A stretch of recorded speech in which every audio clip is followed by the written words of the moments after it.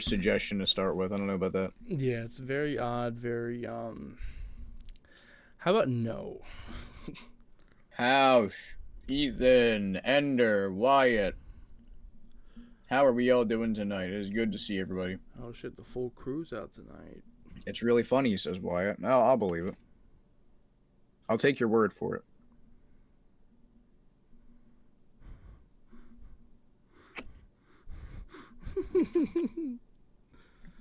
I fucking love this thumbnail. Holy shit.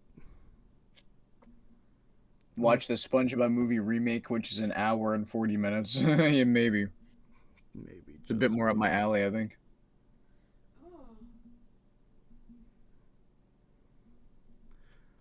Salutations, ladies and gentlemen. Jorge farts. Thank you, Jorge. Appreciate it.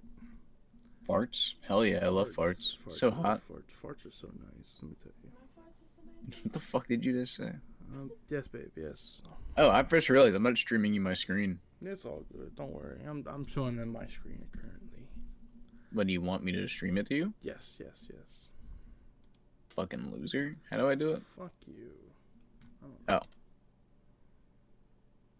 We're gonna share the screen. There we go. Can you see it? Yes. Good job. Look at you. Thank you. All right, guys. What do we want to watch first? Better Call Saul? King Shrat's reviewing some grocery store food that's apparently delicious. Oh, shit. Yeah, I'd say I'm a goofy goober. Can you join call? No, Wyatt. Gilbert, I'm sorry. Care Bear, how you doing? Olivia, welcome to stream, homie. Good to see you. Lily, how you doing? Great to see you. Welcome, everybody. Welcome to stream, ladies and gentlemen. Hope everyone's having a fantastic Guys, time. we gotta watch something funny to start us off. Yes. What are we thinking? I think we gotta watch some What do you mean join, Lily? My DoorDash driver was hella fine, yo. Hey, there you go. Maybe we should get you free McDonald's next time. Oh, free McDonald's. I love a the little bit of new McDonald's. Alex Bale new theory. Alex Bale has a new theory. What's the No new theory? way. Are we really starting off with an Alex Bale video? I think we might be starting off with an Alex Bale video. I'm curious. I'm curious what it is before I say anything. I don't see shit. We've already seen Care Bear. We watched this last time. Yeah, it's a month old. That's not new. New would be like within the last week.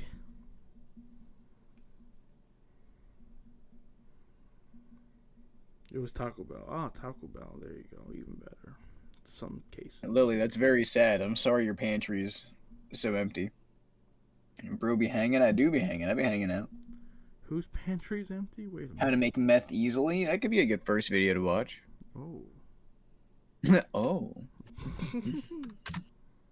What's I don't know. I kind of want to watch something grotesque and spooky. Grotesque. What's that shit that Pizza suggested to us? And is Jorge Jorge joining us? Jorge, are you gonna be joining us? You and Pizza Roll are the only two. Horny. You and Horny can join whenever you guys want. But join Horny so we have some great conversation. Please do. Get up in here, big boy. KGP, yo, what up? What's poppin'? Nick Crowley, thank you, Raz. Yes, we should watch some Nick Crowley. Nick Crowley. Thank you so much. Watching some Nick Crowley would actually go so hard. Yo, H-Man, what up? Nick Crompton. Hang out straight, big bro. Guys, we're gonna watch a little bit of Nick Crowley. Ooh, we never finished this one, did we? We did finish that one. We did? Okay, never mind then. So, it was Darkest Corners the, cool one we were watching? Yes, we watched number 7. And your channel get a shout-out, KGP? Let me see what kind of content you make, bro. Bro's already asking a shout-out already? It happens. Guys, I hope you guys enjoy the thumbnail. We have... Bro, one of your videos is called Make This Trendy / Famous. We're good. Work on your creativity a little bit. Work on being a little bit more original with your content. Maybe not original is the right word, but try and be a little bit more creative, I would say. Yes. Because I think everybody has the potential to grow and be funny and hilarious. Yes. Give yourself a little bit more time to grow. But Go we to your do lives as well. I'll take a look at your lives. we do welcome you. What's his name again? KGB. KGB. We do welcome you to chat. And hope you have a great Yeah, time. man. Welcome to the chat. Hope you're having a great night. Yeah, but KGB, keep working on your content, homie, and I could end up giving you a shout out at some point. Huzz and chat. Nope, no huzzes over here, Wyatt. Hope you're having a good night, big dog. Yes, yes. All right. Let's see. Which should we just start with? Like we watched the first one last time, didn't we? We watched the 7th one. This. Oh, okay. We watched. Well, let's watch the first one this time. All right. We watched it number 7, which was the. Great. Yeah, that was a great place to start. I'm glad we started with the last fucking one he made.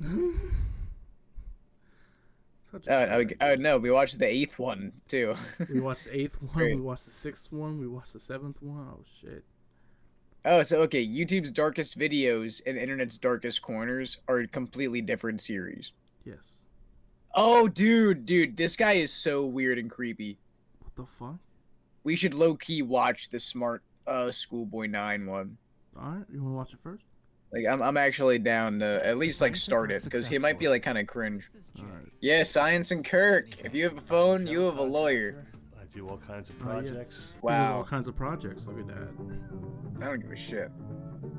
I don't like this music. This music's terrible. I love this music actually. This is kind of one of my favorite jams. I should listen to this at work all the time in my AirPods. What if Weepy was gay? I came across a reel randomly, and it's led me down this weird rabbit. This is actually about using Weepy. AI or dressing up pretending to go to school. They all seem to have high heels, check images in them. Playing Is this top an age into play the thing stream. or something more sinister? Yeah, what the Literally fuck? Anything helps. As I never realized he was like doing all this.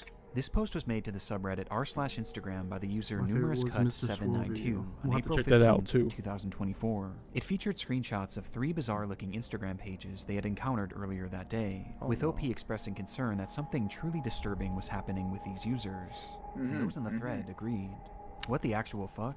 Found all of them. What the actual fuck? Truthsticks11 is seriously creepy. Valid I've been reaction, trying if to you ask find me. more Yeah, about them, yeah. but can hardly find anything. Very weird account to say the least. The 3 accounts apparently belong to 3 different children. However, when combing through their posts, the content seems to imply something much more bizarre was afoot. Something truly disturbing. This post would be the start of a story that would eventually be picked up and shared all across the online world, becoming one of the more notorious internet mysteries in recent memory, as these accounts revealed an unending rabbit hole that is still being traversed Nice, to this Rez. very day, in an ongoing investigation into one of the most depraved oddities ever found on Instagram. This Watch is the emerging Boxman? story What is of Boxman? Smart Schoolboy 9. 1, 2, 3, 4. Wyatt, after this, we will watch the Despicable Me 3 video to get it, just so I can possibly say this is the worst thing I've ever fucking seen. And shut you up for it. We'll return after these messages. KGB, have a good night, man. Before we get too far down this rabbit hole, I want to first thank today's sponsor, AG1. AG1 is a daily foundational nutrition supplement that supports whole body health, packing in 75 vitamins, minerals, and whole food sourced ingredients into one product. The older I get, the more I've been thinking about my health, both long-term and short-term, and I've realized just how important it is to get the proper amount of your daily nutrients. But the problem is, the older I get, the busier I've become, and the less time I have to make sure that I'm hitting the mark on these vitamins, minerals... Sadens! Damn right I got cereal, big dog. How are It's you? just too overwhelming to keep track of. But AG1 has been a game changer because they take the guesswork out of it. One scoop and you're good to go for the day. Not only is it Wow. healthy, but it gives me a boost of energy that doesn't lead to a crash a few hours later. Caffeine does. It makes me Alright, I'm gonna order some of this right now. Dead ass? No.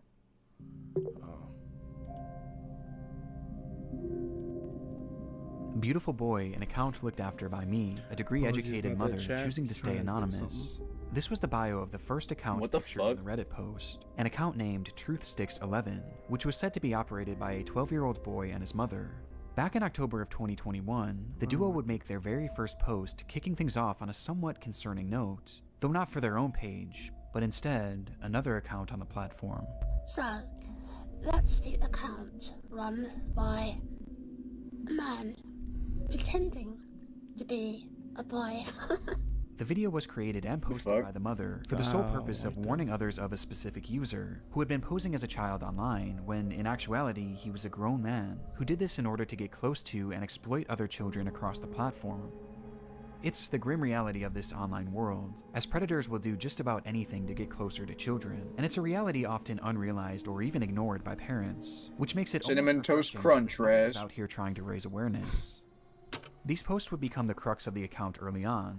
They would call out this user and their many accounts again and again, eventually going more in depth about what this person would actually do, claiming that they had a strange perversion to dressing up as a young schoolboy. Does he wish he were a young boy in a school classroom, looking nice and being successful at school? Yes. This What? theme of calling out online predators would remain consistent throughout the years on Truth Sticks 11. However, after some time, the mother behind the account began to use the page for its initially intended. I'm not feeling this one. You're not. This one kind of sucks. Alright. Andrews Gaming, how you doing, big dog? Weeby, do you have any suggestions before we do the weird shit Wyatt wants us to look at? Hey, Pizza Roll, welcome to chat. How you doing, Pizza? Pizza Jorge. roll. Y'all want to join us on Discord call and watch these videos and react to them? How you doing, Pizza? Welcome to stream. Drop a like. All right, so Wyatt said this shit is called ZRTS4.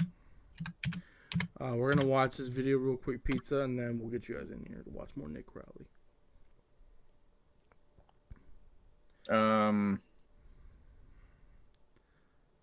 Now he voiced over Up too. This seems like stuff Wyatt watches. Yeah, I feel like this is gonna suck ass. Oh no, you're. We're gonna watch like the first 10 seconds of this shit, I bet. Before I'm like, yeah, this fucking blows. Where's this zesty bitch at? The fuck? How's your transition going? You know, from world's worst femboy to world's worst dominatrix? Oh yeah? Well, you were a good Minecraft YouTuber. But you're not anymore because you got cancelled. Shut the fuck up.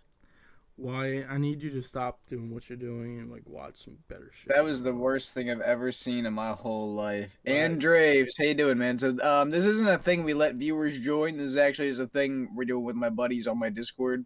Yes. But thank you so much for the love, my guy. If you want to join the Discord at some point, feel free. I always drop it at the end of stream for anybody that wants to end up joining. Thank you so much for the love, my guy. Much love for the donation. I really appreciate you. Hope you're having an awesome night. So my viewer. But yeah, Wyatt, that was the worst suggestion we have ever had. That sucked. So I have a viewer named Planecock who suggested from the Crowley dude we were just watching a video called Mr. Swirl. Nick Crowley?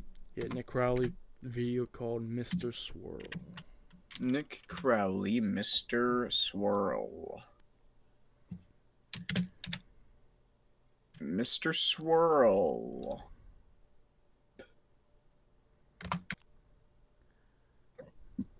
The top one. Yes. The top one. Shut the fuck up. Okay. Alright, there we go. Oh, shut the fuck up. Thank you, thank you. Fuck the you fuck? both. Fuck you both. Suck a dick. Finally, we're all on the same page. Pattaya, Thailand.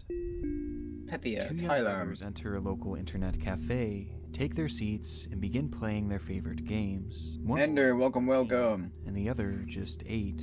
And together they sat there and played the way they always did, getting lost in their screens, wasting the day away, until one of the boys Oh, what felt game is a that? tap on his shoulder. Fuck. Standing there beside them was Was a Weepy similarly Guitar aged 90. child, a stranger to the boys, but a friendly one who strikes up a conversation and eventually poses an offer. According to the unnamed child, he had a friend who lived close by that owned a special computer, one far better than the device they were currently using, and one that had any game you could ever dream of playing. And he was headed to that friend's home right now, but he didn't want to go alone. It was an offer that the boys just couldn't refuse. Is this friend like Considering the 45? child was clearly around their age, they saw no red flags and agreed to go with him, following the boy to a nearby apartment building, then up 7 flights of stairs and into a dark room. But waiting for them inside that room wasn't some sort of supercharged computer, and it surely I hate wasn't having a long friend of hair the sometimes. boys. And instead, it was a monster in every It was sense of Weepy the Guitar word. 90. A depraved soul who, years down the line, would go on to become one of the most notorious predators ever to walk this earth. Oh An shit, entity that is known Weepy. only at the time as Mr. Swirl. And these children Mr. had just Swirl. fallen into his trap. Oh, there he is right there. pedophile who has been the subject of a worldwide manhunt. Who's now at the heart of a global manhunt. Please watch Welcome to Kitty City. Computer software to What? its own face in the picture. The fuck is Kitty City? I want to find out. I'm not sure if I do. I don't want to find out. Hey guys, I just wanted to announce that I'm currently working on 2 collaborative projects with my good Wow, I don't fucking care. such a below tribe they were looking for, or if they had just happened upon it by pure chance. But Everybody go check out that thing he's doing. in 2004, German police entered a long-forgotten storage unit where beneath the piles of junk and old appliances, they'd unearth a single hard drive. Once plugged into the computer, the device revealed hundreds of images, some showing various locations, breathtaking scenery, delicious meals, and Oh, yes, delicious. CP. The images What? showed scenes of depraved Oh. sexuals and Sorry?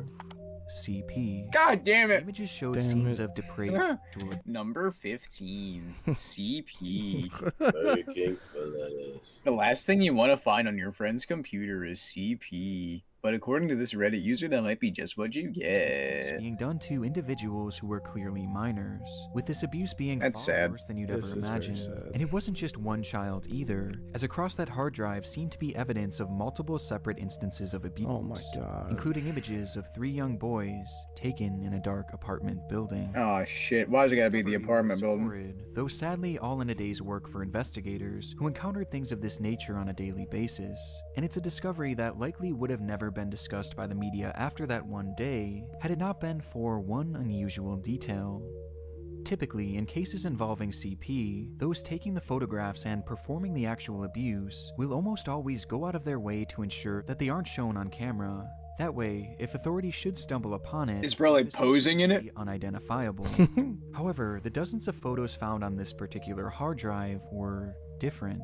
Because rather than hiding just out of frame like all the other predators seemed to do, the man behind these images had instead gone out of his way to ensure he was featured within them, shamelessly inserting himself into every single picture, even posing for them before, during, and after he had changed the lives of these kids forever. Oh my And although his entire body was shown in these photographs, the only thing hiding his identity was the addition of a single effect, one that swirled the man's face into a distorted pixelated mess, making him completely unrecognizable, and leaving his face to look like this.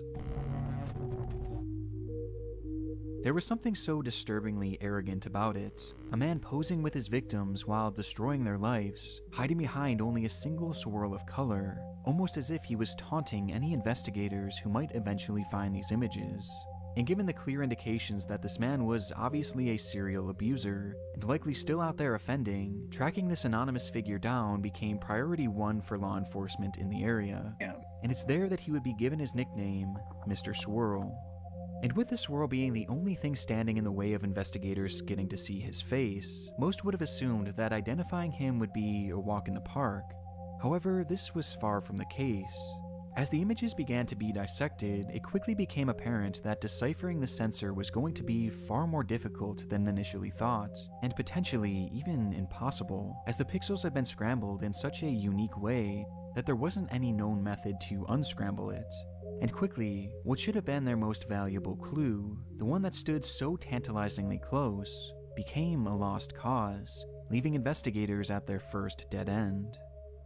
Realizing that things were about to get much more difficult, the German police enlisted the help of an agency known as Interpol, an international crime-stopping organization with a special Interpol. unit dedicated to resolving crimes against children.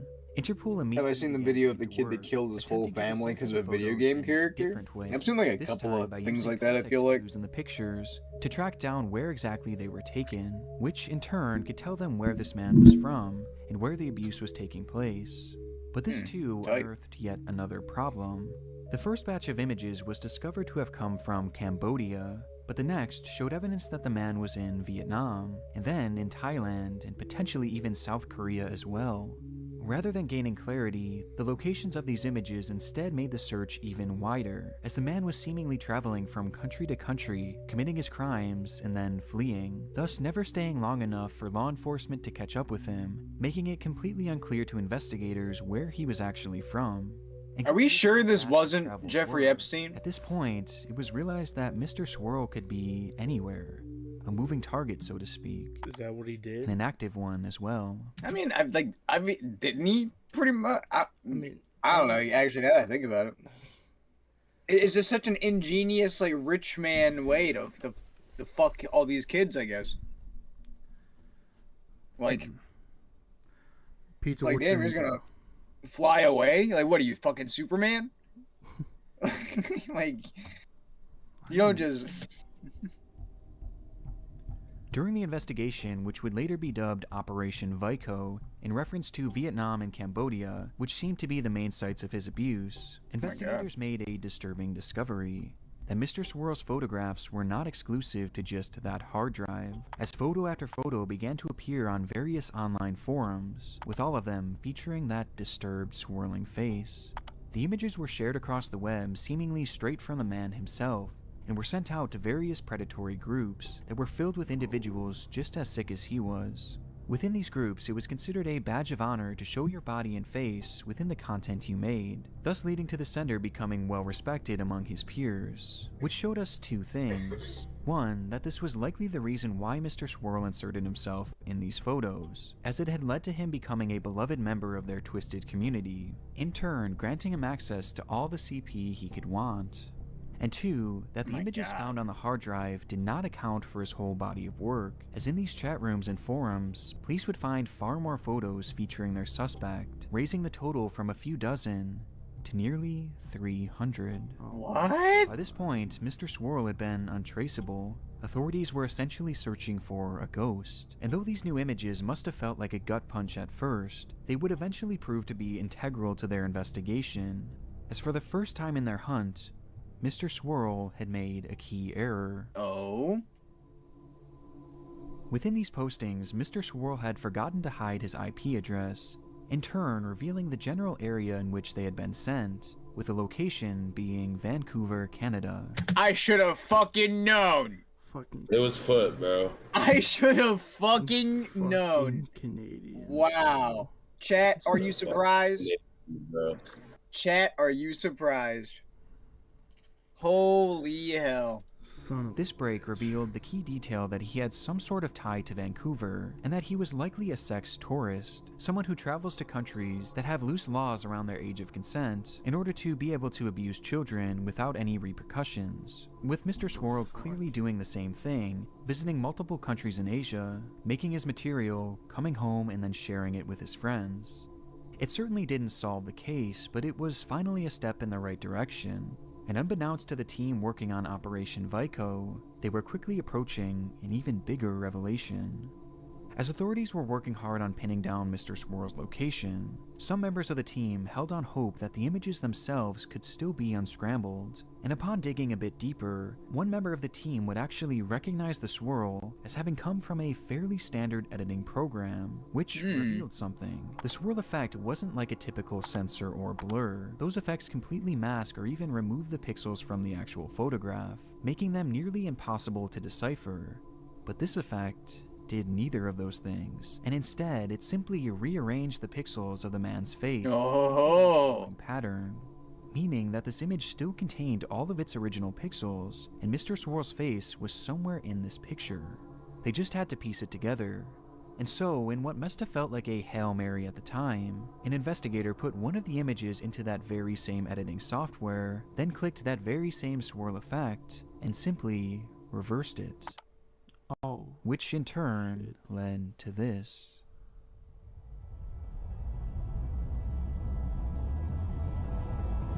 Yeah. In an investigation that started all the way back in 2004, finally, Mr. Swirl's face was revealed with a single click a whole 3 years later, confirming It took them that what the long. man looked like, Fucking but also hell, that it was bro. truly just one man behind the swirl. And now, all they had to do was find him. Interpol first started their search by sending this man's image to every single police station the network had access to, asking if anyone across the world had a criminal in their database who might match this photo, but this attempt would fall flat, indicating that whoever this man was, he likely had no prior criminal record. Time was clearly of the essence, and they knew that with every waking moment, Mr. Swirl could be adding to his list of growing victims. Yeah. Wanting to act fast, Interpol made a fairly unprecedented decision. That's wild. They reached out to every single major news outlet across the world and asked them to show this man's face on their broadcast to help bring this predator to justice.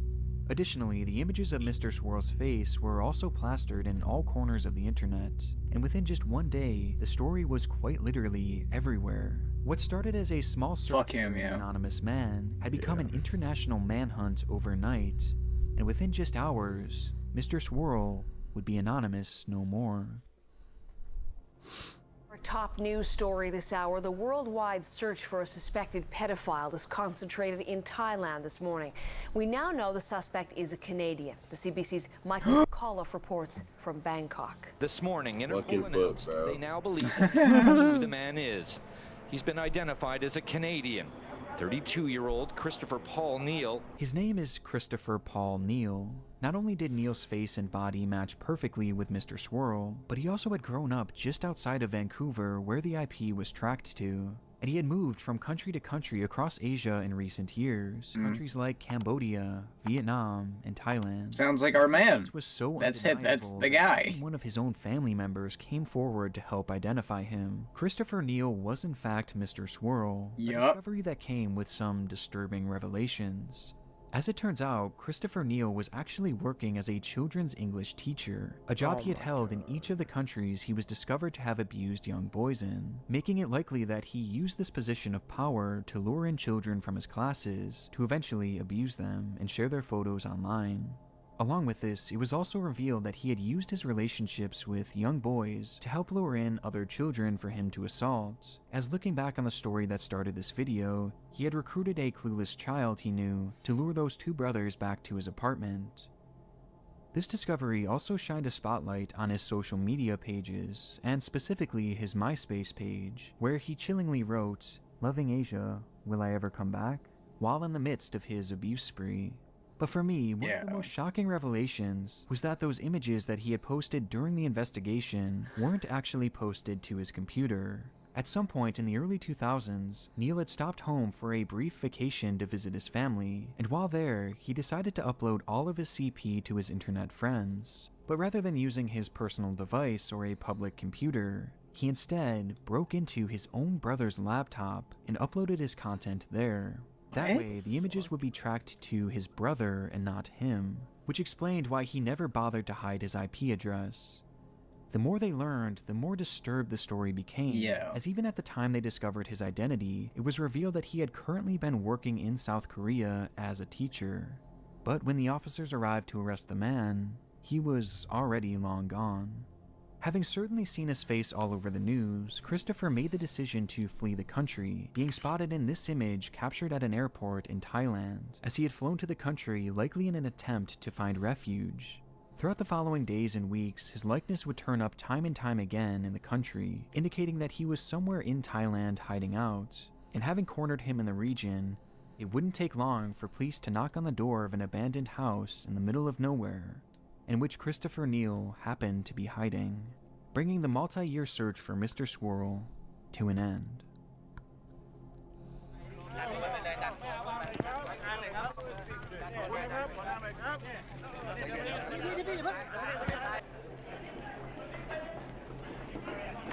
Oh yeah, fuck that piece of shit.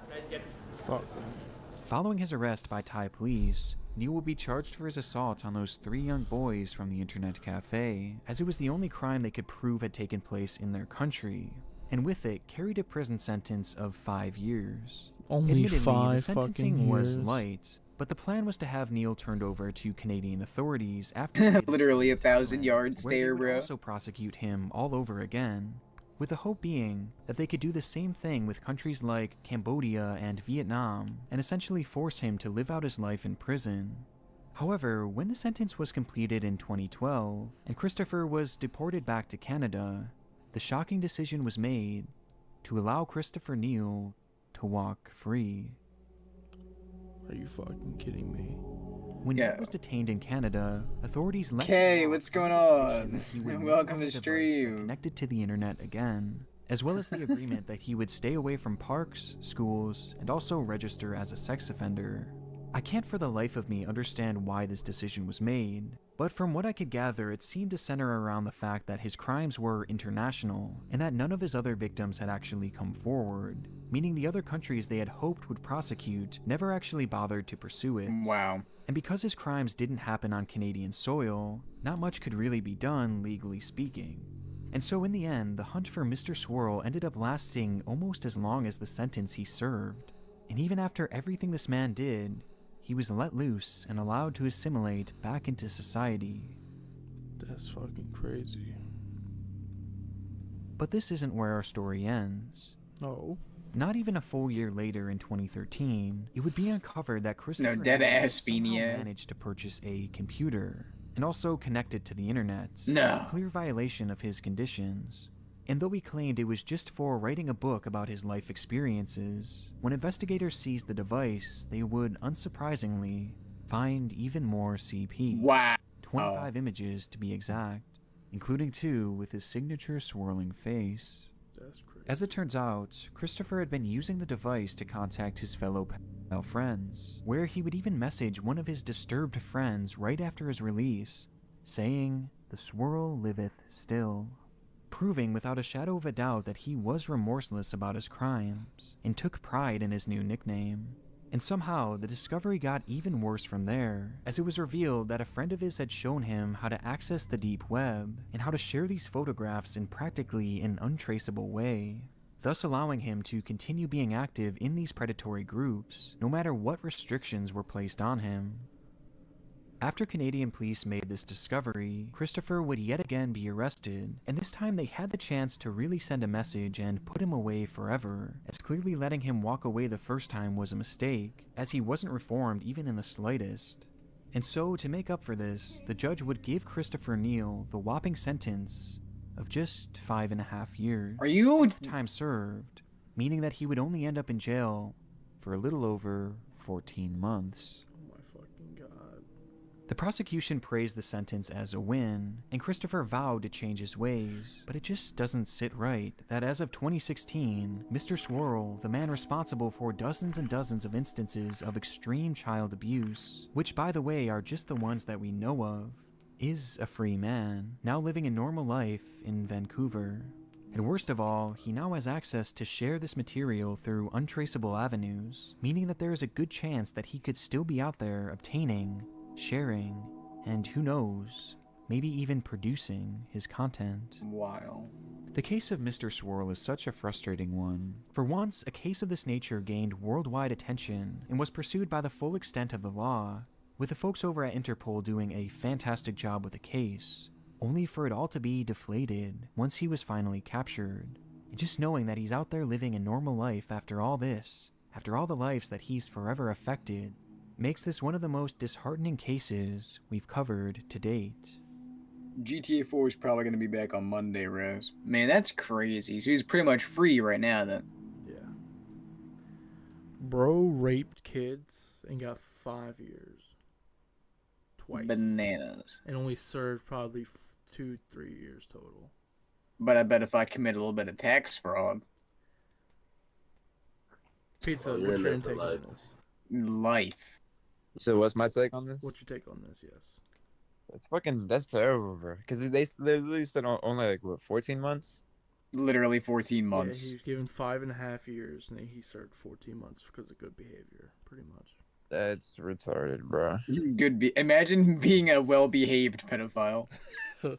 Yeah, man. Well, What the he fuck? still served the first 5 years in whatever country. But And I then think so he served like probably 5.5 years, counting 6 years, counting the 14 months. That's like bananas. But as to soon me. as he gets to Canada, they free him.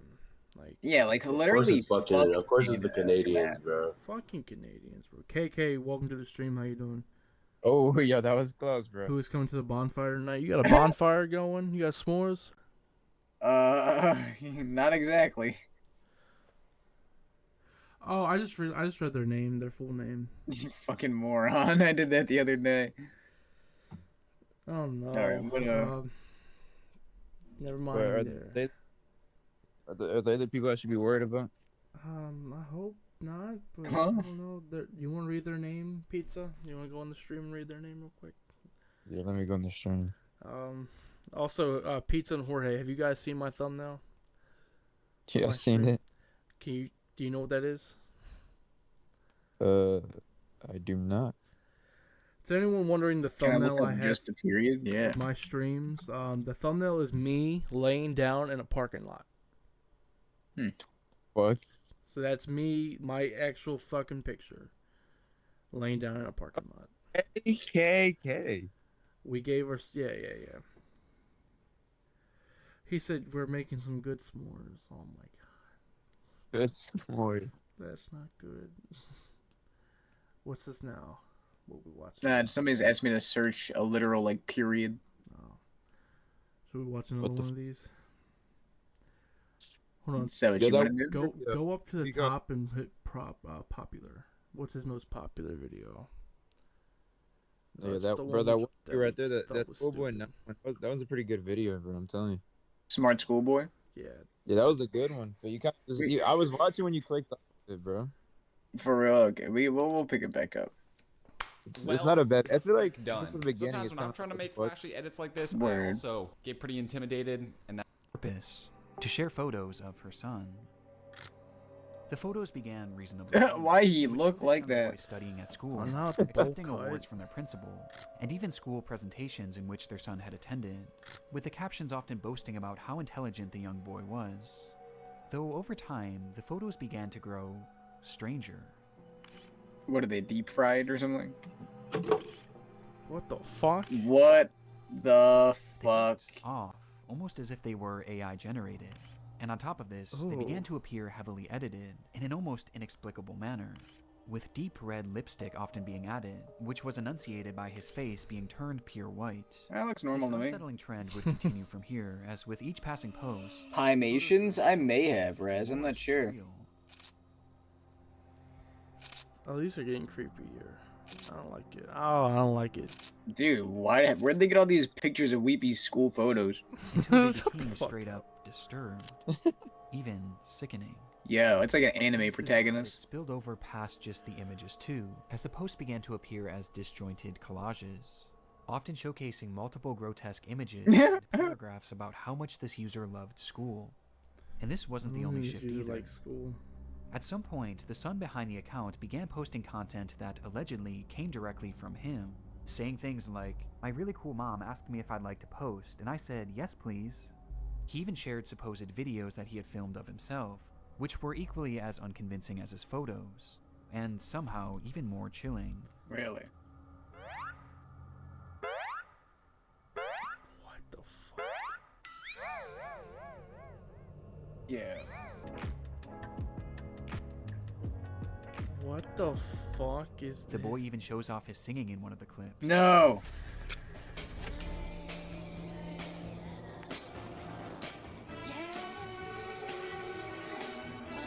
What the? I'm not gonna be able to sleep tonight.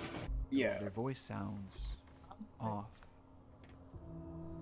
The account was overall anomalous and extremely off-putting. I'm And though this upset content with was this visually one. alarming, another aspect Yeah, made it this even is- more so concerning, as over time, many of the images began to resemble CP, showcasing Yeah, it is Kevin from Home Alone. explicit positions, with their faces sometimes even being photoshopped onto scantily dressed adult bodies. One thing is blatantly obvious about the Truth Sticks account. The supposed child behind it is not real. Even you in the sure? more passable photos at the very beginning, there's evidence to suggest that these were likely AI as well. And based on the disturbed, borderline illegal content that this page featured, it seemed more than likely that whoever was behind this page was I'll take a look not at it, a Raz. mother concerned for the welfare of other children, but instead, a predatory individual themselves. And this wasn't their only account. The second page featured on the Reddit post belonged to a user named GirlChloe12 and bore striking similarities to Truth Sticks. The page was also supposedly run by a child and monitored by their parent. Bizarrely, they also posted frequently about the dangers of online predators, with the wording of these posts and the editing being essentially the exact same as Truth Sticks, just not as over the top. These two accounts even frequently interacted with each other, thus providing a substantial link on its own. But by far the most compelling link between these pages is one that is easy to miss at a glance, with that being a blatant obsession with high-heeled mini boots. What? What? These shoes were mentioned or shown look at the in top left. every single post made by these two users. At playtime, I'm sometimes running around with my really cool heeled footwear I wear with my uniform.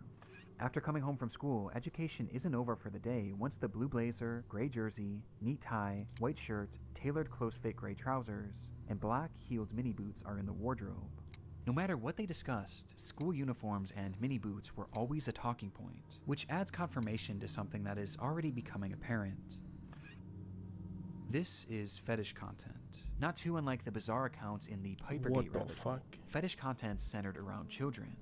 And what makes the Chloe account so disturbing is that AI was seemingly not used, and rather the images seem to be of actual children. Despite this disturbing distinction, these two accounts are cut from the same cloth, and all signs point to them being created by the same person. A person who, despite their constant warnings of the dangers of adults pretending to be children online, seems to be doing the exact same thing, as part of some sort of fetish, the extent of which we'll discuss later. But for now, one thing was for certain. These pages were not run by children, or their parents. You think? So, who created them? Well, that brings us to our third and final account shown in that initial post. Smart Schoolboy 9 was much the same as the other two accounts. They warned of online predators, obsessed over high-heeled mini boots and school uniforms, and posed as a child despite clearly not being one. I'm not Smart sure Schoolboy why. was different in one key aspect. The person behind the account was pretending to be a child, but they were doing so in a much more apparent manner, as they didn't use AI or stolen images of other kids to form their identity, and instead, they used photos of... When you get in your car, What? you just need to put your location What? in. Fuck. the trip planner. That was the worst. That was the creepiest shit ever, I think. The cutoff, bro. That cutoff was bananas. Was that Leatherface? You need to stop. But, themselves. What the fuck? Oh The my images posted god, on I the don't account like Dude, see what appears the to be a actual fully grown fuck? man, dressed in a schoolboy's uniform. His face is painted pure white and has bright red lipstick, and he's, of course, wearing high-heeled mini boots. Characteristics that were all utilized across the other accounts, only this time it was done on himself, as he poses as a child pretending to go to school, as well as pretending to go through other life events common for preteens. And the photos aren't even the most disturbing part, as the account consists primarily of Oh no, there's videos. videos. Oh.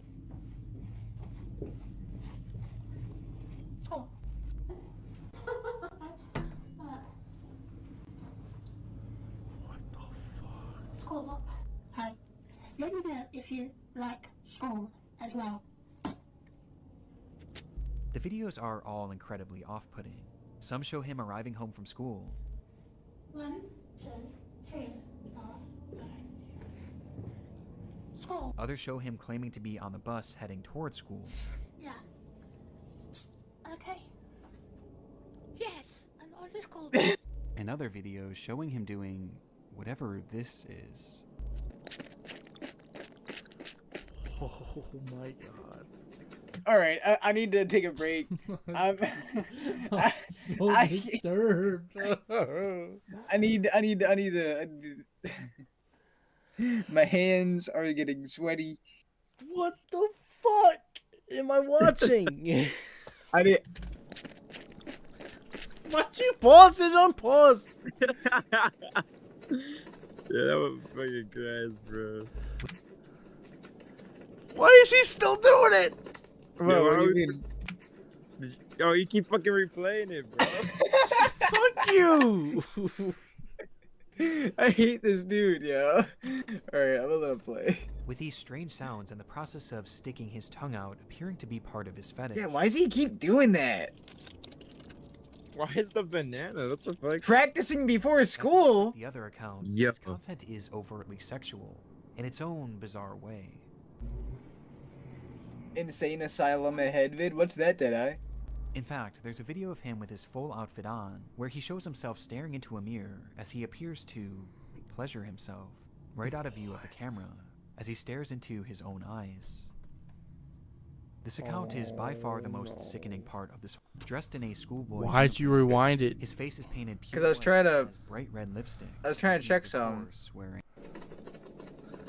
Yo, can we? Okay, dude. with this strange Yeah, that's what him. That's what him pleasuring himself getting sounded some like. sort of sick satisfaction from whatever this is. And the worst part is, these activities aren't just kept behind closed doors. As we can see on numerous occasions, videos of him Oh, walking did I? I around got you. outside in a public space with his full outfit and face paint on.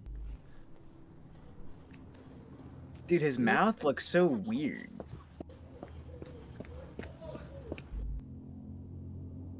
It's truly one of the strangest things that I've ever seen, and making sense of what this all is extremely difficult.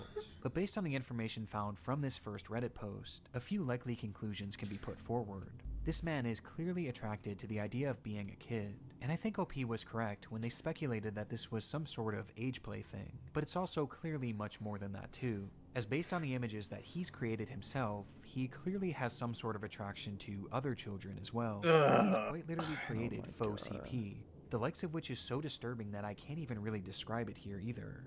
He's creating fetish content, and he's using the likeness of children, and also some children that are clearly very real people, to do so. That much is obvious. But there was also the possibility that he was pretending Why to be the a kid fuck in does order he to look exploit like other that? children across the internet. Weeby, you remember that kid named Dakota? Yeah, with much of the Smart oh Schoolboy 9 no. case remaining a mystery. And the Oh, rabbit This is hole him getting right here. now. Community? There's more? Months after this rabbit hole was introduced to the online world, Oh my it God. began to be shared all across the internet, most notably on the r/internet. Yeah, a lot of the footage is The like case really meant to look like it's really bad quality 480p. just how vast this It's like the web style. actually was. You said I'm 82? pretty sure. These 3 pages. Yeah, 'cause we're on No, 1080. there seem to be over a dozen, and likely even more that we still haven't found. As he's created his My bad. own this I'm web glad to of hear that. accounts actually was, as it wasn't just these 3 pages. No, there seemed to be over a dozen, and likely even more that we still haven't found. For real? As he's created his own sort of community, his own little world, where across each page he pretends to be a child. With these accounts typically following each other and frequently interacting, seemingly to make these characters appear as though they have real friends. On one of these pages, 12 Stockwell Joanne, he poses as a 14-year-old girl, using more AI images to depict explicit positions of this manufactured child, which I obviously am not going to show here. Though much like his Chloe account, he also shows images of very real young girls. But this isn't the most concerning part of this account, as on numerous occasions, he's shown images of children at a playground, No. which he may have taken himself. This fantasy of being a schoolgirl and taking part in these school-centric activities is something carried over throughout multiple of his accounts, with his most common alias being Stephanie, of which he has numerous different accounts featuring that same name. Yeah, I'm Stephanie. Bro looks like a combination of Rowley from Diary of a Wimpy Kid and Marilyn Manson. This Oh Stephanie my character claims to be a God. 12-year-old aspiring poet. It's like an album Across cover. the internet, many of which showcasing examples of her poetry, which carries on those same Not Facebook. undertones. Stephanie I race to complete my Schooley. poems when I've got an early start. Heart racing, mixed rhythms, maximizing miracles, rice with rap, and on the map. My Kennington, London syllables. Dancing though, I know my underwear might show if I lean forward. What? Good. Stephanie wasn't Stansfield, good. 12. But digging even deeper, her poetry has even seemingly been featured in various articles and even newspapers, showcasing that this rabbit hole extends far past just the online world. This act is clearly their obsession, and he's been doing this for years, with the earliest examples that I could find coming from all the way back in 2018. And this Stephanie character seems to be his go-to alias, embodying it in even the literal sense. Oh. Wait. Okay. Oh, I don't like it. I don't like it. As in one of his many Stop. videos dedicated to this Stephanie character, Ew. he dresses as her, wearing a wig and a dress, as he pretends to be a 12-year-old girl. Almost immediately after this case I was began, so afraid it was gonna cut to a video. of this rabbit hole was revealed. Jorge and Across Pizza the are in Steam this account foot, yeah, are man. Countless depraved posts and oddities that all could warrant discussion. I got to By far audition the for the most new important Roderick. stories Me? were those that didn't actually As appear on this Word? page, and rather the pages of other actual children. Do you like school? I do. It is good. You have some cool shirts, but I have to wear school uniforms to school. It is nice, but casual isn't allowed, and it's quite hot here in the UK, as the month of June suddenly got warmer.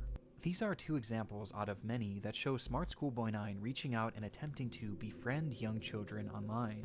In one comment, he even warns a child about other comments from bad people, stating that, "It happens to most boys in our age group, but stay safe, stay cool, don't be dismayed by creeps." This is our best evidence that these accounts weren't just made for age play.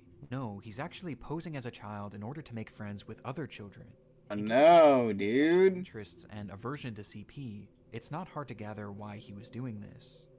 And these examples are only what we found so far. It's possible that there are dozens, or who knows, maybe even hundreds of other comments out there, hidden on unknown children's accounts.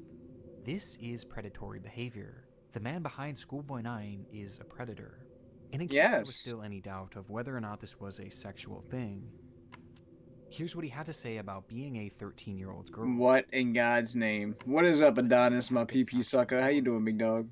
Well, the frightening thing is, no one knows if he's actually been successful or not, or even what specifically he's looking for. Oh my we God. just know that he's trying to reach kids, as evidenced not only by his comments, but by the fact that he's solely following children on all of these pages. And though it's easy to look at these accounts and know that something is off, for children, it's not that simple, especially when there's pages showcasing photos of actual kids. Which brings up another frightening detail. Many of the images he's used of children have not been traced back to their original creator, and some seem to appear for the very first time online publicly on this man's pages, which might mean that he was sent them privately. There's even one image that David posted on his Schoolboy account, which shows another 3 inches, Adonis. to be on a playdate with, though it's impossible to say if this is real or not. For now, we just don't know for sure. Oh my God. Though given the fact that he's reaching out to children, posting fetish content centered around children, and has even potentially photographed kids in the wild, one thing is for certain: Smart Schoolboy 9 needs to be stopped.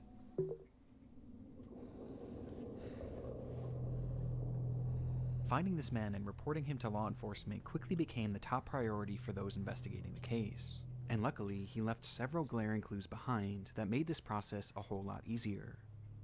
On numerous occasions across his many pages, he would post images and videos of specific locations, A little bit of Crash showing Bandicoot, yeah. streets, and mentioning very particular areas in his poems, all of which centered around the Same, Wyatt, my God. immediately giving us an idea of where he was located. And that wasn't all. I mentioned how the alias of Stephanie was one that he... Grimace, Mechalo. What's interesting is that there was another name used just as often across his accounts, brought up time and time again, though it's a name that he never seemed to call any of his characters. Instead, he simply referred to this person as a stepbrother, or a father, or even a friend from school, despite never actually picturing him, just mentioning his name. David. And sure enough, after connecting a few dots, it would be revealed that this person's actual name was in fact David. David Alter, with a man being 59 years old. What? At the moment, it doesn't appear that David has any past criminal convictions or documented history of this behavior, but we do know that thanks to the investigation done on Reddit and Discord, he is currently being investigated by local authorities, which will hopefully put an end to his online behavior and shine some more light on who this person actually is. As for the time being, the only other information that we really know about David is that he likes to write poetry and he makes music. The $5 Big Breakfast deal is back at Wawa for a limited time. Yeah. Get any I'm about to go to Wawa and breathe. What? Go back in time. Not out of time. I think I like a little lemon and lime. What? Hey, Mary Ann. What? Steely Dan. What? I like the sound of that running train. And his name also appears in a random Oh, I newspaper, remember. where he's discussing the importance of kids wearing school uniforms. And that's really all we have at the moment. Though there is one very important aspect that we have yet to talk about in relation to this man, with that being David's mental state. Some believe that David is a mentally unwell individual who potentially doesn't know the extent of what they are doing. Now, even if this is the case, his behavior still needs to be stopped, and he needs to be given proper help to assure that no one else gets hurt by his actions. But it is important to note that David is far more intelligent than he lets on, as his personal accounts show us that he is fairly well-spoken and articulate. And throughout his problematic content, most of his bad grammar and strange verbiage seems to be his attempts at more authentically trying to replicate a child. But it's impossible to know for sure. But what we do know is that David is extremely manipulative, with his response to the situation and other clues littered across his accounts showing us that he seems to know what he's doing, and he knows that it's wrong. Oh, he has a response. Since the exposure of David's accounts, he hasn't silently slithered away like most other predators would. Instead, he's actually responded on more than a few occasions, lashing out to those who have DM'd him, calling them the perverts and predators. He even left a comment on his Joanne account seemingly directed at himself, writing, "You are really sad. And if that's your name, David, be honest with yourself. You're 50, as you said elsewhere. You reply to me, a girl, as if I'm your buddy? No chance ever." This is something David does all the time. It's projection, and it started all the way back at the beginning of this rabbit hole. So, that's the account run by a man pretending to be a boy. And he continued posting these predator exposés, along with other warnings about predators on the internet across every page he made, each of which being hyper-specific to his own predatory ways and fetishes. The things he accuses others of are blatant projections of his own dark vices. And I can think of two reasons why. Number one, that this makes his account look safer to other parents and children. It gives the appearance that he's not another internet creep because he's actively calling them out. It's a way to build trust in order to befriend and exploit kids. And number two, he knows what he's doing is wrong. And this is his bizarre way of self-reporting, probably to make himself feel better about what he's doing. And it's obvious based on just how accurate these claims against others are to him. Does he wish he were a young boy in a school classroom, looking nice and being successful at school? Yes. And these claims are made over and over again, as each time he calls someone out, he's further exposing himself, which becomes more concerning. Literal IRL horror villain. Like, what the fuck? This is creepy as shit, bro. Within those eerily familiar expose posts he made on TruthSticks11, he mentions how this user not only wanted to exploit children online, but they wanted to kill them as well. What? He mentions that this user has a clear interest in cannibalizing kids, and even performing ritualistic sacrifices on them. And based on how accurate all of the other exposures are to himself, I have no reason to believe that this isn't part of his MO as well, as crazy as that may sound. This also seems to coincide with some of the content he's posted that I can't show you, as some of these photos show children edited in contorted positions. What the Including some, fuck? He's added what appears to be rope to give the illusion that they're tied up. And what makes this even more disturbing is that on his accounts, he's posted numerous photos in the vicinity of schools, on nearby secluded trails, and even some where he discusses what time school starts and ends, saying that he likes to be awake and ready for it.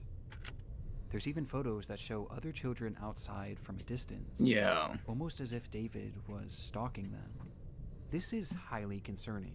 Even if we don't know truly how low this man's perversions get, he is still far too close to children, which is perfectly encapsulated by this photo of him on a school playground during the day. And with his disturbing desires, I don't even want to imagine what he's capable of.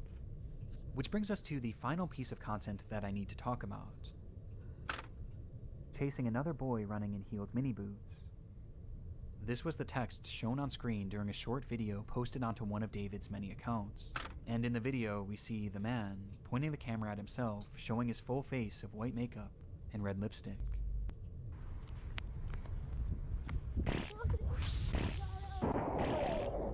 This video is edited more egregiously than any others I've seen across his page, with multiple explicit images and huge emojis covering the majority of the screen.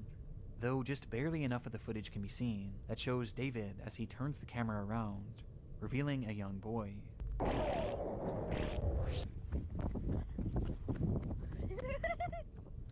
Oh. Who he then proceeds to chase after, giggling all the while. Whether this was an edited video or a real occurrence, we don't currently know. David's doings are a mystery that will take some time to unravel, and my hope is that law enforcement will be able to follow through and help shed some more light on this individual, and finally put an end to his twisted behavior. But at this point, only one thing is for sure. the story of Smart Schoolboy 9 is far from over.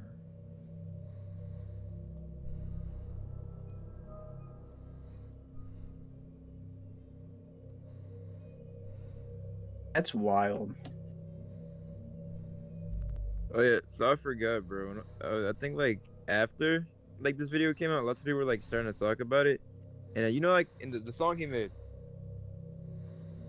and in the song he's like limiting lice, because in the UK lice is like slang for a corpse, and lemon is like slang for like making love. So he's basically in the song he's like talking about making love to a corpse. What the fuck, dude? And then that part, like the running tram, it basically like, I don't get it. Like I really don't know what it means because it's been a minute since like I've heard about it. But like whatever I remember, like running tram is like basically like a slutty child. Oh my god. Oh man. He's like a full blown weirdo. I think they like, what do you call it? Because it's been a while, so I'm pretty sure they got him now, but I could be wrong. So Raz suggested we watch Suction Cup Man. What the fuck?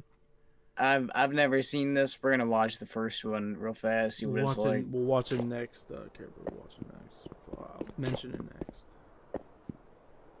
Hey, stop climbing my tower with suction cups. Fuck Hey you, there, I'm Salmon. climbing your tower with suction cups. Why my tower? Why not your tower? You're smudging my windows, asshole. I'll smudge your windows all I want. Look at me go. Go suction cup someone else's tower. That sounds very suggestive. Suck my dick. Get off my tower. What are you, gay? It's an expression. What are Get the you, fuck gay? off my tower. No, fuck you. Fuck you. What's your name? Suction cup man. My ass. What's your name? Da-da-da-da-da. Suction cup man. Look at me go. Get off my goddamn tower this instant. I can't. Why the hell not? Can't go down, dumbass. I can only go up. What? I gotta reach the top and wrap back down. You can't just turn around? Of course I fucking can't. What are you, stupid? It can't be that hard. I don't see you climbing a fucking tower with suction cups. Give me a minute. What are you doing? I have plungers. Oh, this is getting real. I'm coming for you, bitch. You are going to kill yourself. Fuck you. Watch me. For a guy in a suit, you're pretty fucking stupid. Fuck you. I didn't become a billionaire by being an idiot. I have 4 degrees. All right. Get the fuck down. Suck my dick. This is illegal. I know that, but fuck you anyway. All right, I've seen enough. It's not a terrible video, but It's not. It reminds me of something I would have watched back in the day. yes. So Care Bear has a video suggestion. No, what's this one? Vita Cornis. What is that? He said it's a How scary do I even video. spell that? VITA. Okay. And Oh, it's Vita. the- It's right there at the yeah, top. Okay. Yes, top search. What the fuck? He said it's from. Is it this playlist or what is it? It's a real show on YouTuber named Darian Quale. I think you're right there. Top one. Oh, this one? Yeah, probably it's viewing order. So Yeah. 23 videos on it. Start with home. Yeah, damn. We'll watch the first one and see if it like catches us. So can bad days. It was good enough. Come on. How can you have a bad Yeah, I love this so far. This is great. smothered in Land O'Lakes cheese? Oh, that shit look good though. Yeah, and I'm getting kind of hungry looking at this shit. Goddamn, that's pretty good. This video talks about shows imageries of like gore, violence, death, flashing lights. Thank you, Weeby. Sorry. Thank you. 500,000. I'm sorry. I said thank you. Appreciate it. Keep doing that. On planet Earth, life has thrived for millions of years. Creatures big and small have found ways to adapt and evolve to flourish in all types of environments. From barren wastes to lush forests, life can be found. Earth has homed these creatures since the dawn of life itself. Only until very recently, things have changed. New life forms have appeared all around the globe and completely changing the balance of nature and what we know about evolution itself. Ooh, I will, did I? That's why we, at National Living Meat Research, have been studying these new species, trying to help educate everyone about these creatures and their wondrous ways of life. First, what are these new life forms? Since their explosive arrival across the globe in 1931, there has been much debate on what these newcomers are and where they came from. Are they extraterrestrials coming to invade Earth? Or are they demons who come from hell to purge humanity? From what our scientists have discovered, no. The origins of these creatures are solely to Earth, miraculously out of nowhere. We don't know why or how, but one thing is for certain, Earth is now their home. What these creatures are is mysterious and still not well known today. But here is what we do know. These creatures are comprised mainly of muscle tissue, organs, and bones. They greatly resemble animals with no skin, or store-bought meat. Because of these characteristics, they have been named accordingly as Vita carnis. The carni species consume decaying, organic matter, but their main diet is composed of raw meat, not including their carnis relatives. The carnis only appear in places where there is an abundance of crawl, which leads to the first creature of the carnis species, the crawl. The crawl is a growth of meaty tendrils that closely resemble the small intestine, the only difference being the dark red coloration. These tendrils grow in a similar pattern as vines, mold, or fungi. A primary stem structure is the host of divisions of other, smaller branches. In each tendril contains a variety of veins, arteries, and other similar organs used to transport nutrients absorbed from its surroundings. It's kind of slow. The ends of these tendrils are equipped with organelles used to absorb water and organic matter necessary for growth. The source of these organic materials is mainly found in dirt and soil on surrounding surfaces. Using its root-like tendrils, it absorbs the material and processes it into usable energy. Although, the crawl also obtains energy through another means. Using a sophisticated form of photosynthesis, the dark pigmentation of the smaller branches is ideal for absorbing sunlight, and therefore allowing solar energy to fuel the crawl's growth. Because of its efficiency, it thrives in almost all types of environments, easily allowing it to spread across the world, and can be found pretty much anywhere. Its recent inclusion in the ecosystem has caused many major changes in nature's balance. One may assume that the crawl's presence may outcompete any other competitors, but due to its unique life cycle, where old branches fall off and decay into nutrient-rich compost, all forms of life seemingly flourish instead. The crawl's abundance grants plenty of nourishment to all animals, from plants feeding on the decayed crawl, herbivores thriving on increased plant population, and carnivores feeding on both the abundant prey, and are able to eat the crawl as well. The presence of all these animals leaves behind waste, which will be broken down and consumed by the crawl, and the cycle begins again. This form of symbiosis leads to an environment where all populations thrive. Humanity also uses the crawl to our advantage. Because of the supernatural rate of growth and its richness in nutrients, it has been sustainably cultivated into domestic farms. The crawl is harvested and processed into fertilizer, which greatly increases crop yield and quality. The crawl may also be used as a food source for humans, and reliably so. But due to its unkindly appearance and taste, it has yet to reach cuisine standards. The crawl also plays a very important role in the next creatures that we have been studying. Sometimes, in a crawl-populated environment, a node of meat may develop on one of the branches. This node will fall off and grow into a functioning organism, and go to live on as an independent animal. This leads us to the upcoming species that we will be discussing. The first of these creatures are the trimmings.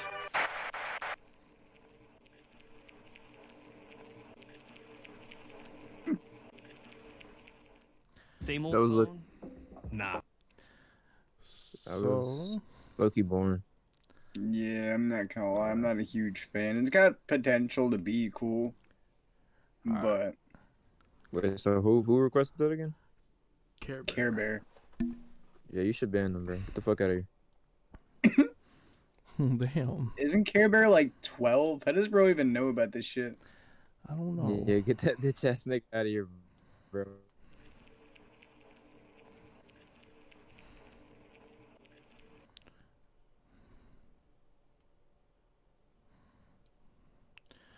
Alright, well, anyone have a video idea, suggestion? Please, Deadeye said we should watch Papa Meat's Scooby-Doo video. Papa Meat's Scooby-Doo video. Let's watch it. Has anybody ever seen a Meat Canyon? Meat Canyon? Oh, yeah. Yeah. I saw this like years ago.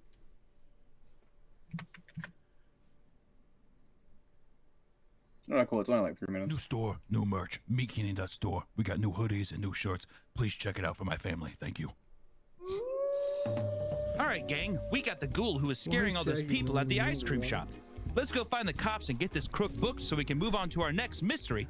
Scoob, why don't you stay here in case he tries any funny business? Is that Scooby-Doo's dick? That's what it looks like. You want to know how I would have gotten away with your crime? What I the would have fuck? killed the ice cream store owner, burned the tips of their fingers, and cut up their body into 12 tiny pieces, scattering them in the ocean and burying them deep in the woods. You got too showboaty with all your gimmicks. As a fellow artist, I respect the work you've done. But you were weak. You were weak to leave the store owners alive. Scoob! Like, I got us a sandwich, man. Oh, look at him, he loves it. Oh, Scoob loves his sandwiches. Oh, Scooby loves his sandwiches, don't you, buddy? Oh, come here, let me pet you, buddy. Scoob's got a big old belly. Don't you, Scooby? Yes, you do. Look at you. Me and the gang wish Scooby was a girl so we could give him better belly rubs. Oh, it's hard to rub Scooby's soft belly without almost touching his dingy. Oh, oops. Like I got it at the end there a bit, but well, I better be getting back. Weepy. That's how Weepy be when he's petting a dog.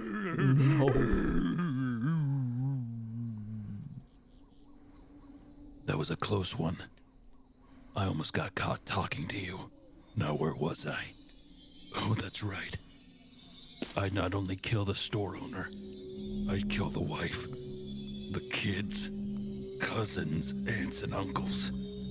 Justice isn't pursued if there's no one seeking retribution. So I hopped from town to town, acting like a smooth-brained dog who solves innocent cases involving small-town business owners like yourself. I'm only gonna live to be 8 years old. Hell, maybe 9. I plan on taking as many souls as I can to hell with me. Come on, Scoob. Let's go solve more clues, buddy. Looks like that's my call. On to the next town. You know too much.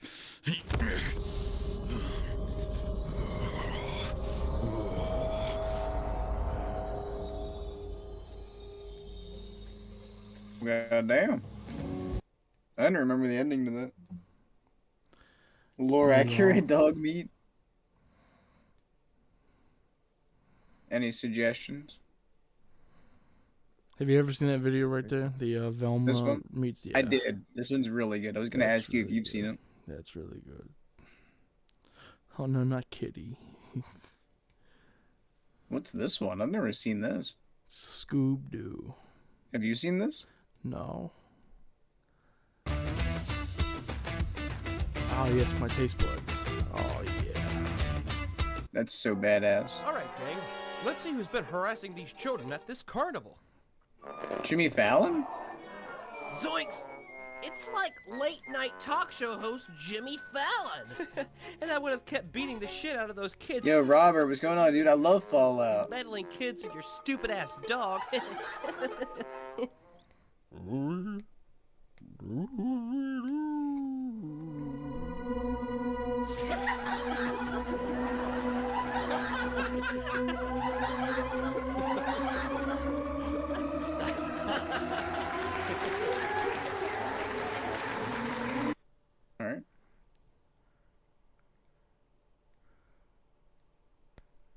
Any suggestions? I can't really think of any, especially not Meat Canyon. The regular show one's interesting. I'm kind of down for some more. What's his name, bro?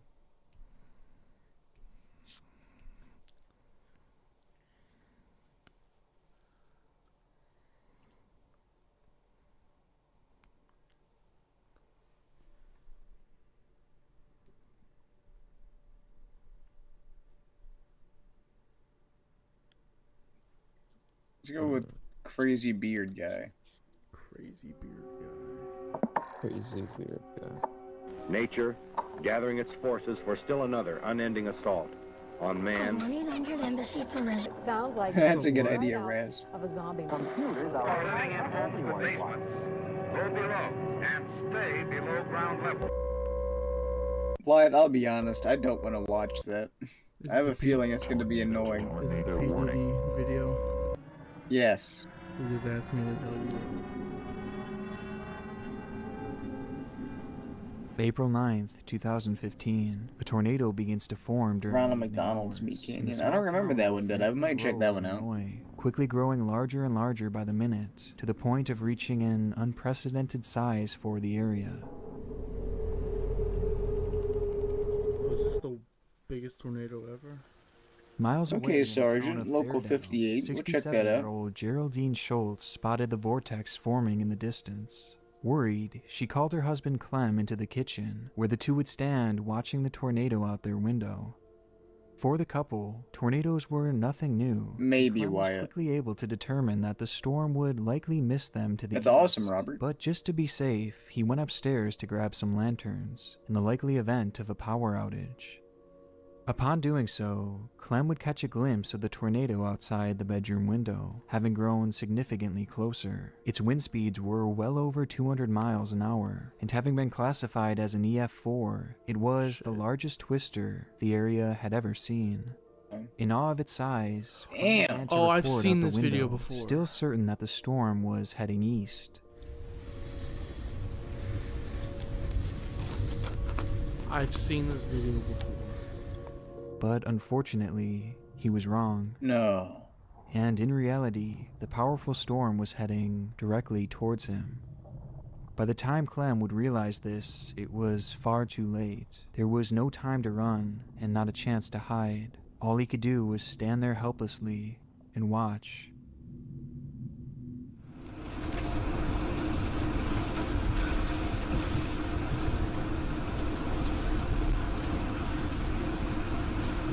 Yeah. Oh, dude. Our cars have always had great range and great dynamic. I fucking hate integrated YouTube, yo. The functionality that you have in Yo, it. that's scary as fuck, bro. That's terrifying. God damn, bro.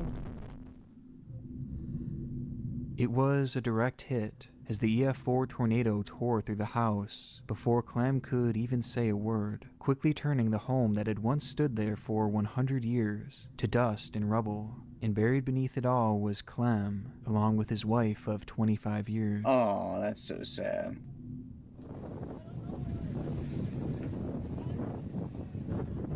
They got fire rescue on the way, okay? Against all odds, Clem would somehow survive, Wow. pulling himself up from the field of debris.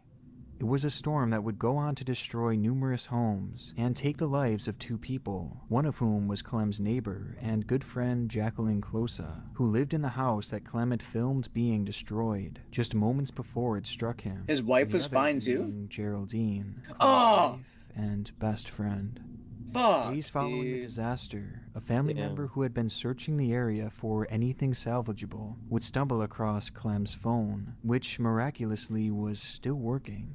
And on it would be the now infamous video that showed the point of view of a man being struck head-on by a tornado, and somehow surviving.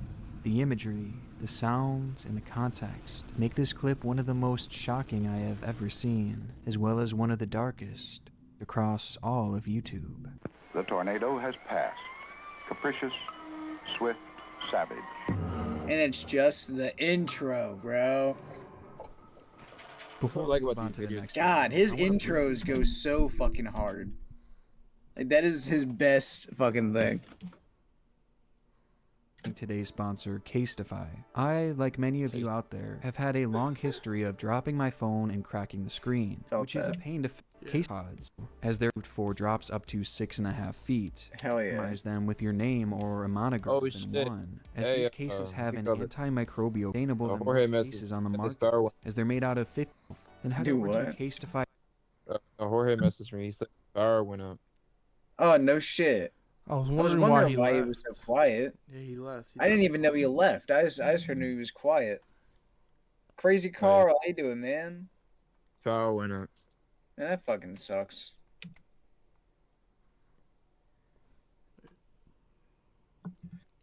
Chapter Honestly, dude, Miss a visitor. Who the fuck? In the past few years, the world has seen a boom in the use of doorbell cameras, mainly because of instances like this. Oh, they got a camera. Oh, they got a camera. Capturing and exposing criminals in the act, from the most petty of thieves all the way to attempted murderers and kidnappers. Due to their knack for capturing disturbing encounters, We're the watching a videos dude that have named Nick emerged from Crowley. these He makes a bunch of devices have scary, practically dark carved out their YouTube own genres videos. here on YouTube, to the point Catalogs that and all. many, including Catalogs myself, have almost and all. become desensitized to them. Bro. But recently, a video began making the rounds, showing the events that transpired at a Las Vegas home on the evening of July 21st. Well, there's their first 2021, mistake. And it proved to Las be one of Vegas? the most chilling. Right? Like, I have who ever the seen. fuck? It happened I just around go to the 8 gamble. p.m., where a young lady had been working in her kitchen, waiting for her husband to return home from work. It was another 100-degree day in Vegas, and likely in an attempt to cool down, she would open her window to let the evening breeze in. Unbeknownst to her, this harmless decision would lead to a terrifying series of events. Outside A of the word, home, Carl. a man had Oh, been damn, wandering yeah. the suburban streets aimlessly, roaming throughout the neighborhood before stopping in his tracks. In front of him was the open window and a clear view of the woman inside. It was a chance sighting that would lead to the man approaching the house and ringing the doorbell, where the camera would begin to record. For what fucking reason, though? Are you sure? I just rang your doorbell because I have a couple questions for you.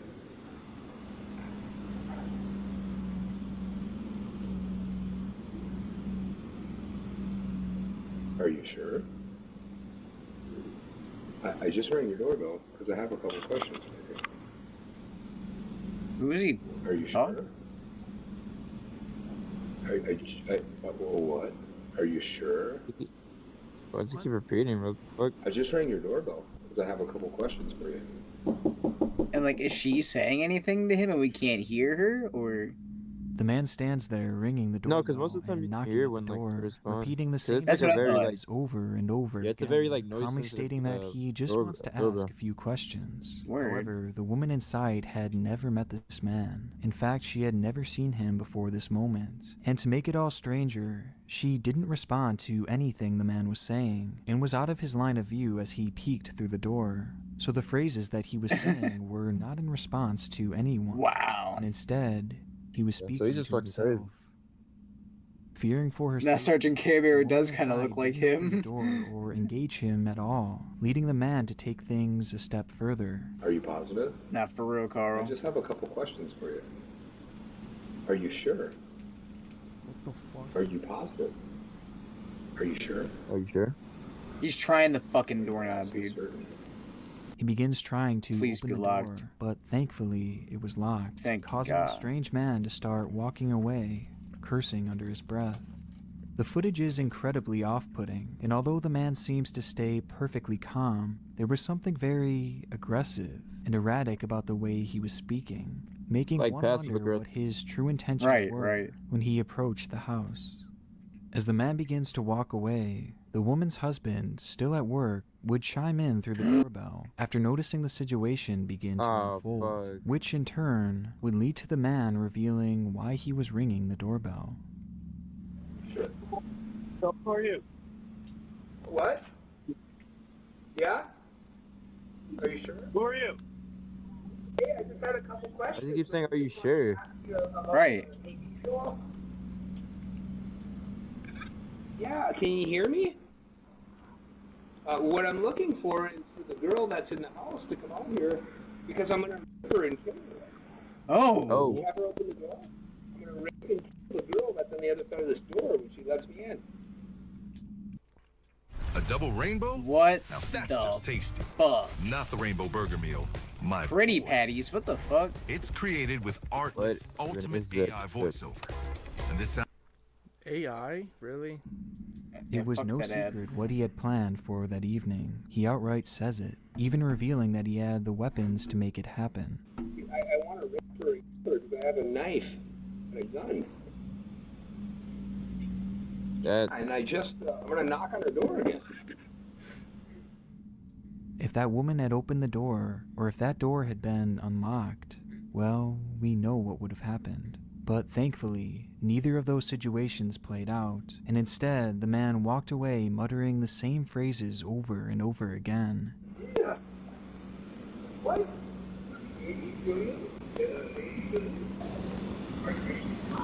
Even staring at the house for a few moments before finally disappearing into the night. Police were called to the area moments later, but the man was nowhere to be found. As quickly as he had entered this couple's life, he was now gone, leaving them with the reality that at any moment he could return.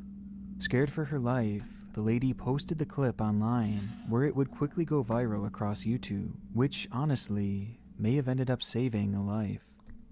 The following day, a viewer of the video would recognize the same man walking in another residential area, in one that was not too far away from the house where the encounter took place. And after the police were called, the man would be quickly arrested. Yeah, McNaggy, that was wild. Disturbing fantasy. When confronted and asked for his name, the man would simply state that he was the Holy Spirit, and said nothing more. Though his real name was revealed to be Christopher Sums, a man who had passed charges of stealing, assaulting, and intimidating a witness, with his mugshot being nothing short of completely haunting. But what I found most surprising was the fact that he didn't always look like this. In fact, just a few years ago, he looked completely normal. And according to his LinkedIn, he had a fairly impressive work history and what seemed to be a good life. Until, for whatever reason, things spiraled in the wrong direction. As it stands, Christopher is being evaluated to see if he is mentally fit to stand trial, as many believe that he likely suffers from some kind of psychological condition, hence the repeating phrases and the strange behavior. Though his blatant and rapid change in appearance might also point to heavy drug use, or even a combination of both. But regardless of what was behind his behavior that day, the situation and the subsequent video is haunting, and could have been so much worse had that door been opened. Yeah, nah, I'm... I feel like everyone's out to get me. This is Tobago McConnell.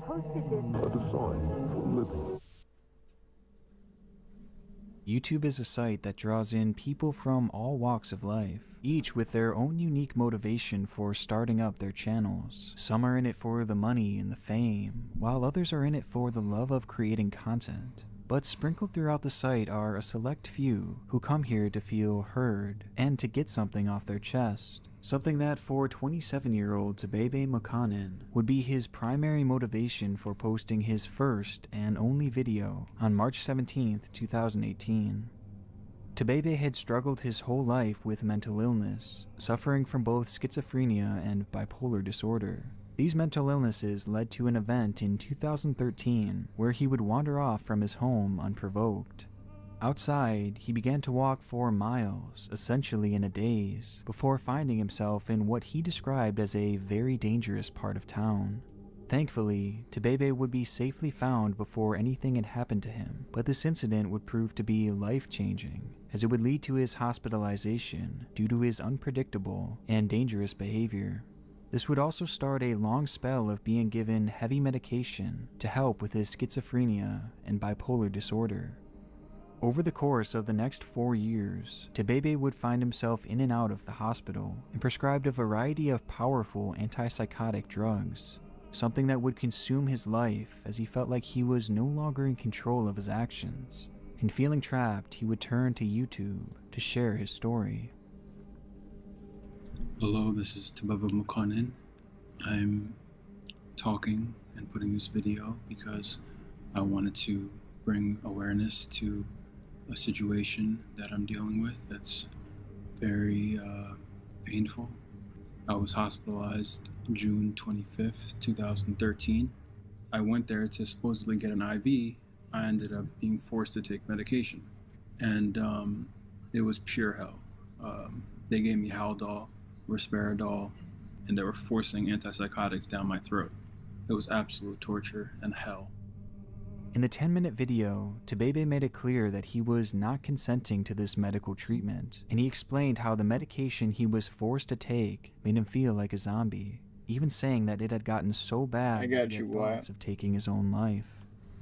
It was bad. It was really bad, and I had suicidal ideation.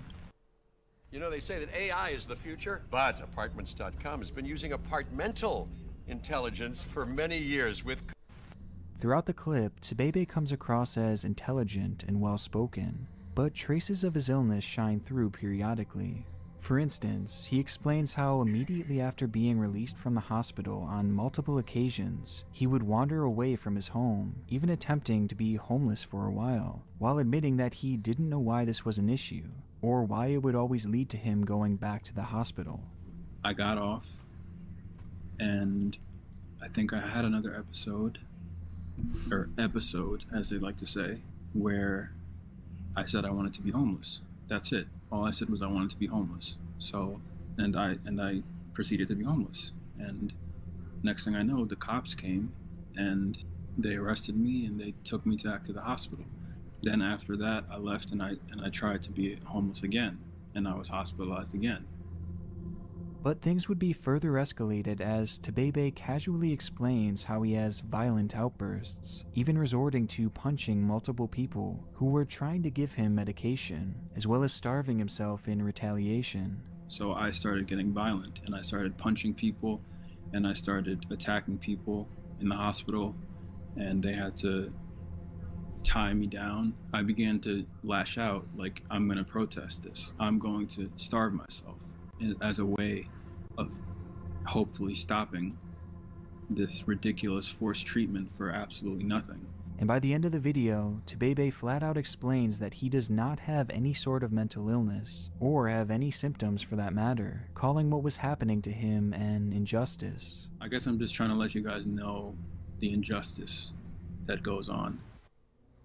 It's a truly depressing situation, as on one hand he is being forced to take medication that essentially makes him feel dead inside, while on the other hand it seems very apparent that treatment is necessary to not only keep others around him, but himself safe, as he doesn't seem fully aware of how serious some of his actions are.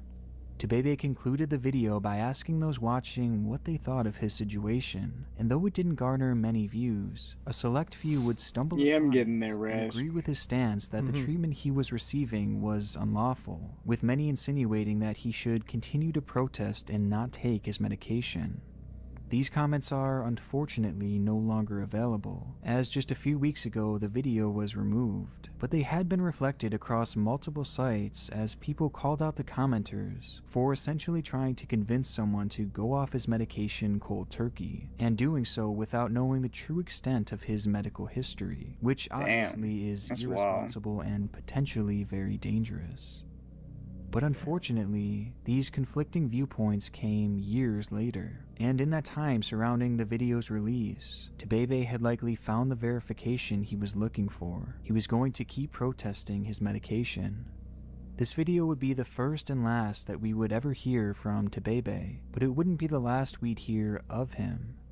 Just 2 months following the video, Tabebe would make the local news after having an encounter at the hospital. There, a therapist entered his room to talk with him, when suddenly Tabebe snapped, grabbing her and refusing to let go, while performing lewd gestures toward her and eventually pinning her on the ground, refusing to let her go. The situation led to Tabebe being arrested for sexual battery, but no jail time was ever given, as instead, a plea deal was reached where Tabebe agreed to stay in the hospital, and most importantly, he agreed to go back on his medication and take it as prescribed. It's this note that hints at the idea that he had likely gone off his medication before this incident, something that would have directly led to his violent outburst. And given the event's proximity to the video that he had just posted, and the comments supporting his desire to stop taking his medication, it's not hard to theorize that Tebebe may have cut off his meds due to the advice of his comment section, or at the very least was further convinced that it was the right thing to do. Regardless, it seemed clear that the inconsistencies with his medication had caused him to lose control, and this wouldn't be the last time. In the summer of 2019, Tebebe was staying at an Embassy Suites hotel with his mother Zalem Abje, who had been caring for him around the clock. He had been moved there from the hospital as part of his treatment plan, as it kept him close by and easy to monitor regularly, but it also made him free of being cooped up in a hospital room, which clearly he didn't enjoy. The change of scenery was likely supposed to calm Tebebe and his growing anger issues, but unfortunately, his violent outbursts did not stop there. On August 20th at 1:30 a.m., Tebebe... Alright, Weepy, I gotta ask you to take over. You're gonna ask me to take over? Yeah, I'm falling asleep. Alright, I got you. I gotta work in the morning. That's good, that's alright. But y'all have a wonderful night, alright? 2011. You too, man. Word. Pizza, thank you so much for joining us, bro. Yeah, I got you, bro. I mean, hey, I'm having it's fun, bro. I like it. Word, man. I'm glad. Yeah. Same with Jorge. I miss him already. Yeah. All right, y'all. All right. Good night, Brody. Good night. Good night. So what now, man? What's going on, Pizza? We're gonna continue watching All that right. video. I'm gonna try to find it real quick. I got you. God. Wait, did you hear that? Yeah.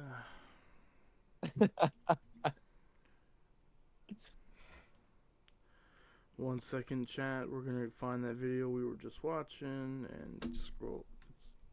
It's all the way to the time which I was able to get. People everywhere are recommending GoodRx. Oh, that's over. Nature, gathering its forces. An outburst. Okay. Let me share the stream to Pizza.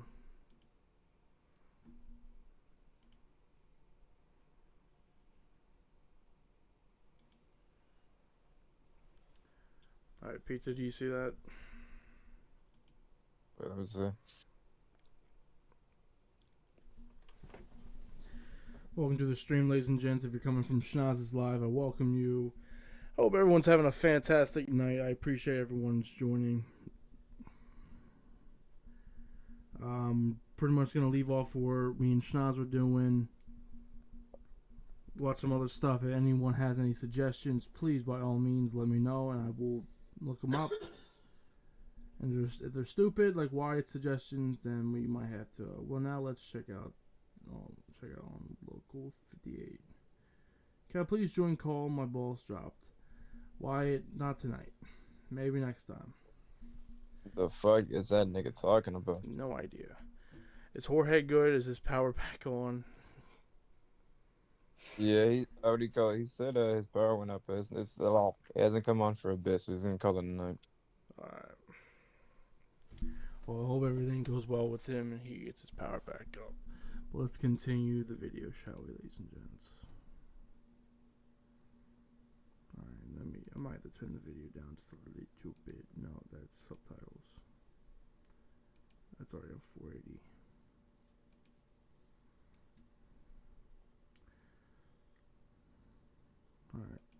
Did not stop there. On August 20th at 1:30 a.m., Tebebe would get into an altercation with his mother in their hotel room. It's not clear what had started the arguments, but things would quickly turn physical, as Tebebe started to shove his mother, pushing her so hard that it would knock her out of the room, and then onto their balcony. Their room was on one of the top floors of the hotel, and it overlooked the lobby down below, and in one more violent outburst, Tebebe would give one final push, this time knocking her all the way over the railing, causing her to plummet to the ground below. She did not survive the impact. Tebebe Mokanen was arrested at the scene and held at a holding center where he remains to this day awaiting his trial, though his crime is clear and it's likely he will spend the rest of his life either behind bars or in some kind of institution. The events that happened on that fateful morning are still somewhat unknown to this day, though we do know the events that led up to it, and the years of hurt and anger that Tebebe had built up, as well as his inconsistent and dangerous use of antipsychotics, which, unsurprisingly, it appears that he had again attempted to take himself off of his meds in the time surrounding his murderous fit, with this being used as the likely reason for his behavior that day, something that was telegraphed in one single video, which, looking back, almost foreshadows the tragic events that were soon to come, events that may have been further spurred on by the viewers watching him. The true miracle happened right out of a zombie movie. Our next video takes us across the world to the Philippines in mid-July 2014. The story begins. Alright, I'm going to lower the quality again. What happened? My computer is not as great as it once was, so I gotta lower the quality of the video just a little bit. On a tragic note, as a family says their goodbyes to their 3-year-old daughter. In the days prior, the young girl had developed a severe fever, and without access to an up-to-date medical facility, she would pass away in the morning hours on July 12th. With no pulse and no heartbeat, the little girl was pronounced dead and taken home to prepare for the funeral, which would be held the next day. It was obviously a somber event, as the girl was placed in her casket and the lid was shut. Family members and loved ones gathered around to celebrate the short life of a child who deserved so much more, and watch as she was placed into the ground, which would be her final resting place. But before that would happen, one of the neighbors had been in charge of arranging the young girl's body before burial. Though something strange happened when he went to do so. Inside the coffin, the young girl's head began to move. It was a slight twitch, but in a panic, the neighbor checked for a pulse only to discover that her heart was still beating and the young girl was breathing. One of the family members begins to record as the sudden wave of realization hits that the child was actually alive.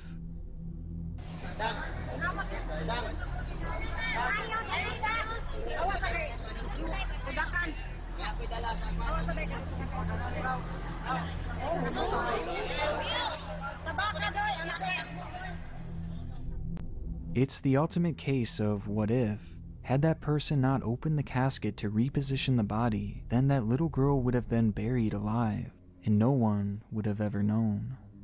It's a clip that I'm sure many of you have seen by now, as the original video itself has garnered over 1 million views, and topping that, a news station that covered the story currently sits with 25 million views. It's one of the more viral horror stories that I've ever seen on YouTube, as seemingly everyone knows about this infamous video, and rightfully so. I mean, it's one of the craziest stories I have ever seen, both on YouTube or in the news. But the only problem is, this viral video didn't tell the whole story. I've seen it before. The story itself does in fact appear to be true, having been confirmed by Philippine officials who admitted that a mistake had been made in that particular hospital, which led to the mix-up and almost to the mistaken burial. But the story doesn't have the happy ending that many of us thought, as in reality, that child never actually woke up. She did have a pulse and shallow breathing, but she would never regain consciousness and remained in a comatose state. In fact, just 2 days after this video was taken, and on the 15th of July, she would once again be pronounced dead, this time for real. But looking back on the viral video viewed by millions, the anchors say that she was fine, calling it a miracle. Happy tears, knowing that thankfully she's fine. I'm glad they opened that casket to check to move around. Now, it may be possible that they just didn't know this at the time, as based off of the way they're talking, it seems like the report would have came out the day or the day after the child was found alive. Only, that's not true either, as the child was determined to be alive on the 13th of July and once again pronounced dead on the 15th, just 2 days later. Yet this video was published a full month later, on August 13th, 2014. So when this video went live, that little girl was long gone, and this is something that they likely knew, as it had been well reported in other major news outlets on the day of her actual passing. I mean, nowadays, even the top Google result for this incident mentions her passing, and it came out on the very day it happened. So when this video went live, they had to have known it wasn't true. What started on its own as one of the darkest videos on the site has now become even more twisted as the true ending has been revealed. A miracle that turned out to be nothing more than a mirage, leading to even more heartbreak as the family was now forced to grieve and come to terms with this girl's passing twice. And it's made even worse by the news report that has essentially rewritten the story's ending. But looking at just the video and the story as is, of how everything unfolded, it's still truly horrifying that this little girl was almost buried alive, whether she was conscious or not. And it makes me wonder how many others have been in that dreadful situation, buried alive by mistake. The answer to that question is one that we'll quite literally never know, since it is sealed within the claustrophobic walls of a dark coffin, with no hope of escape. And that's the end of. Computers are coming your way. Divorce is often one of the more traumatic experiences that a young child can go through, as many are left in a state of confusion and distress at such a tumultuous time in their life. And for a young man named Daniel Bartlam, his childhood was sadly no different. Growing up in Nottinghamshire, England, Daniel's parents, Jackie and Adrian, would separate following the birth of Daniel's younger brother, with the situation leading to a split in the family, as the young boys would move to a new home with their mother. This brought Daniel to an unfamiliar town, as well as a brand new school, and to top it all off, Daniel's mother would soon find a new partner, further adding to the confusion that Daniel must have been feeling. All of these circumstances would lead Daniel to a declining mental state as he began to isolate himself in his room, barely speaking to his family. Daniel's mother Jackie was well aware of the change in his behavior, and she soon thought of the perfect way to bring him out of this depression. So she saved up some money on the side until she eventually had enough to buy Daniel his very own iMac, a computer that he had been asking for years. At the time, Daniel had a vested interest in technology, even having his own YouTube channel dedicated to the topic. But this new computer meant an upgrade in quality and a future with limitless possibilities. Overjoyed, Daniel quickly began a new channel and dedicated his very first upload to his new device.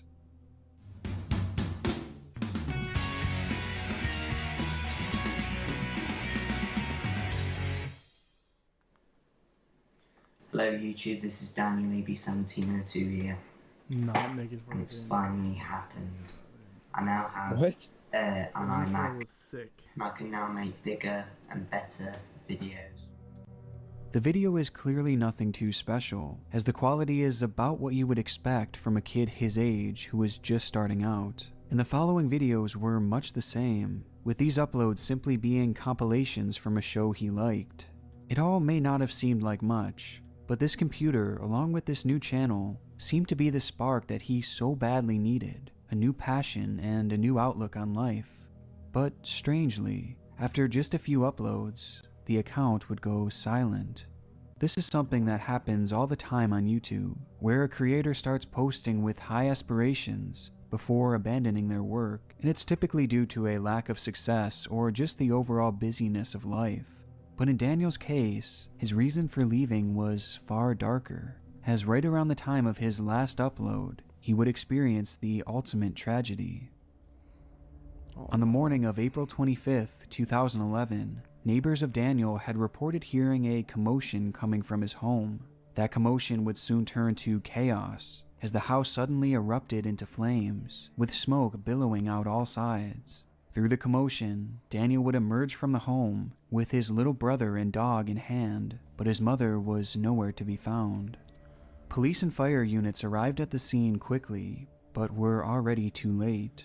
as inside the home they would find the badly burned and disfigured body of Jackie.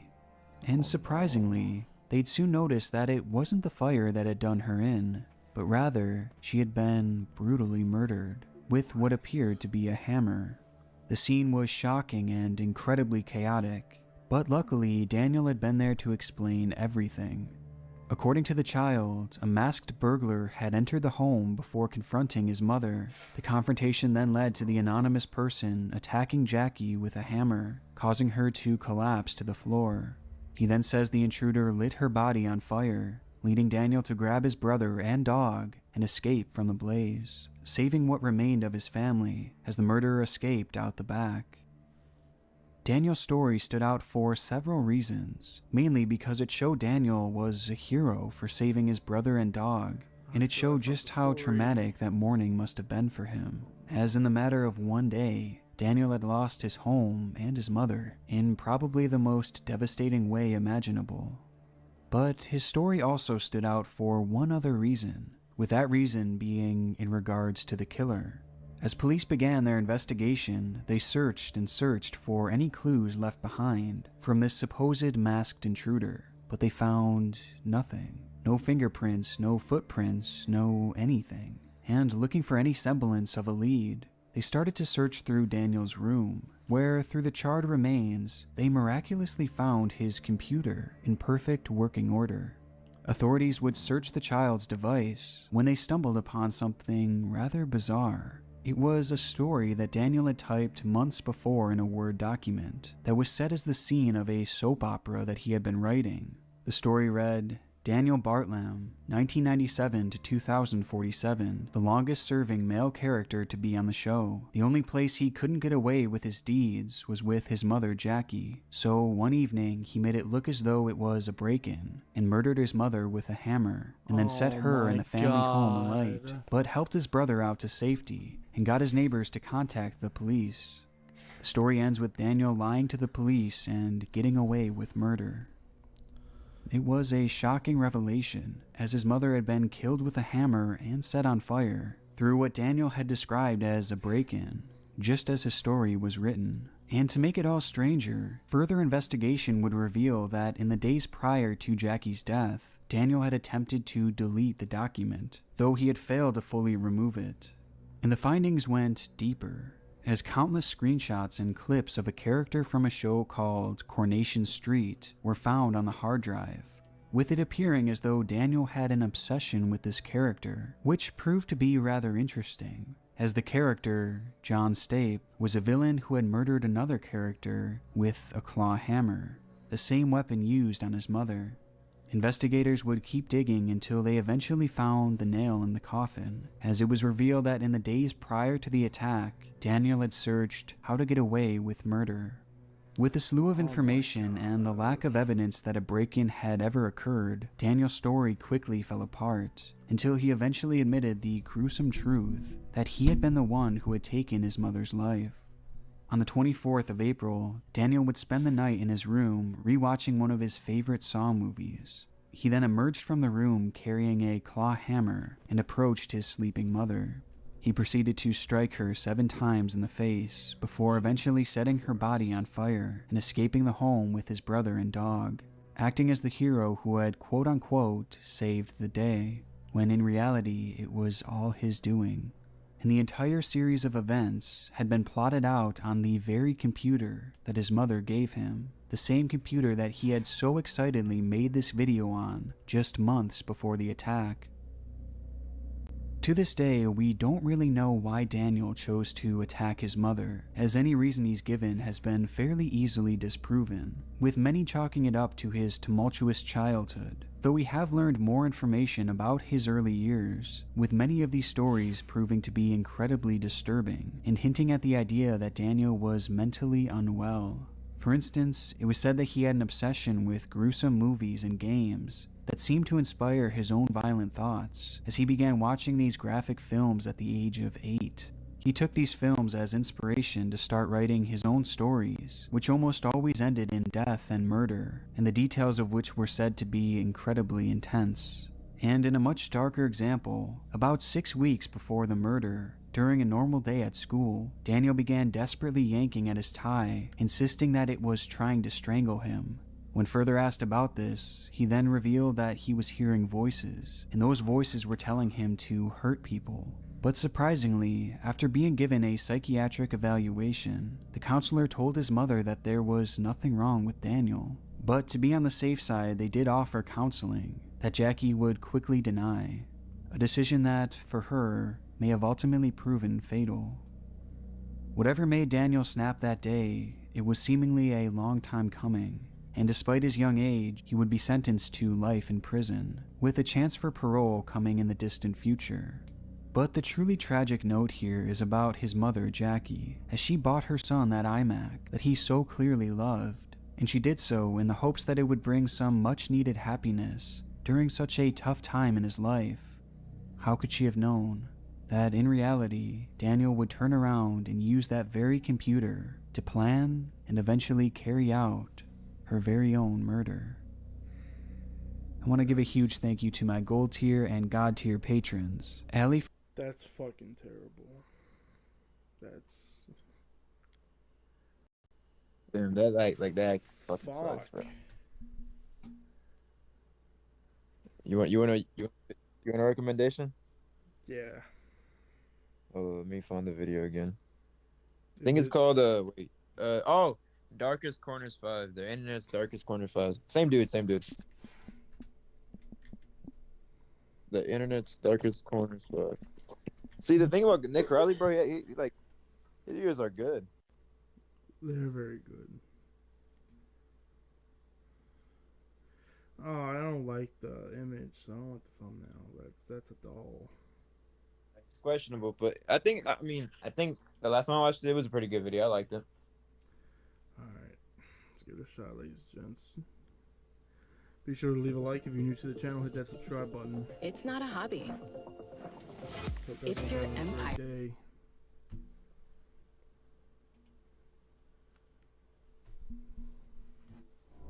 Cincinnati, the address. 911.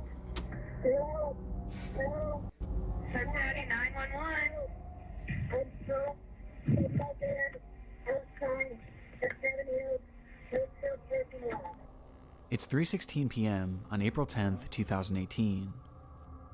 A 911 operator receives a call from 16-year-old Kyle Plush, who had just experienced a freak accident. In the minutes prior to this call, Kyle had just arrived at the Seven Hill School in Cincinnati, Ohio for a tennis match. He had been driving a 2004 Honda Odyssey, a minivan that featured 3 rows of seating, with his gear for the day's match being stored in the very back.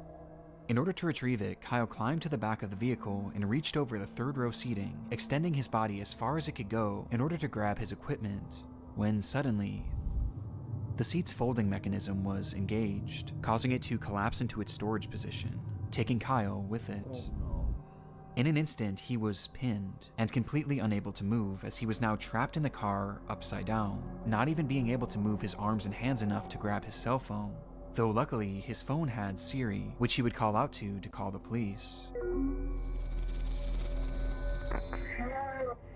Hello? Hello? Where are you? Hello? Where are you? I can't hear you. While on the phone, Kyle couldn't hear anything given how far away he was from the device, but he stated as clearly as he could that he was in dire need of help. Due to the position he was stuck in, he was already struggling to breathe, and he knew he was likely not going to survive much longer, which he made very clear to the operator. I'm in desperate need of help. Hello? I'm gonna die here. Less than 1 minute later, the call would cut out. In the recording, Kyle clearly portrayed to the operator where he was, that he couldn't hear her, and that his life was in danger, which prompted her to immediately send a patrol car over to the school in search of him, though inexplicably, she never told the officers that Kyle believed he was going to die.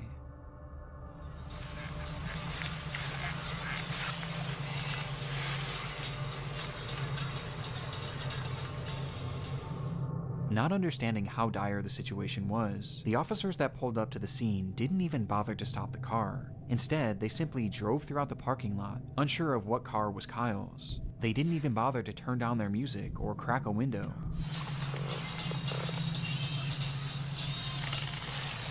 Seemingly being more interested in the types of cars that other students were driving. These kids drive better cars than you do. As officers continued their half-hearted search, another phone call would be made to 911.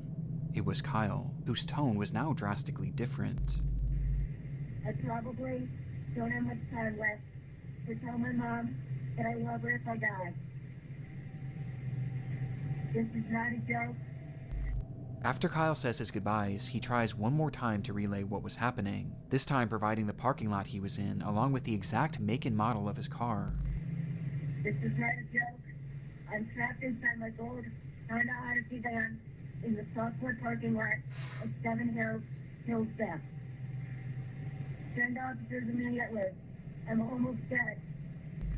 At this point, officers were still in the parking lot looking for him. Help was literally just a few feet away, and on top of this, the operator was also able to get a ping from Kyle's phone, which gave coordinates to his exact location within just 5 to 10 feet of his vehicle. And yet, the dispatcher never passed this information along. As Kyle remained on the line fighting for his life, the officers on the scene would pull out of the parking lot, close their report, and carry on with their day, stating, "I don't see nobody," which I didn't imagine I would. With this line making it apparent that those involved with the case never actually believed this situation was real, and instead viewed it all as a hoax.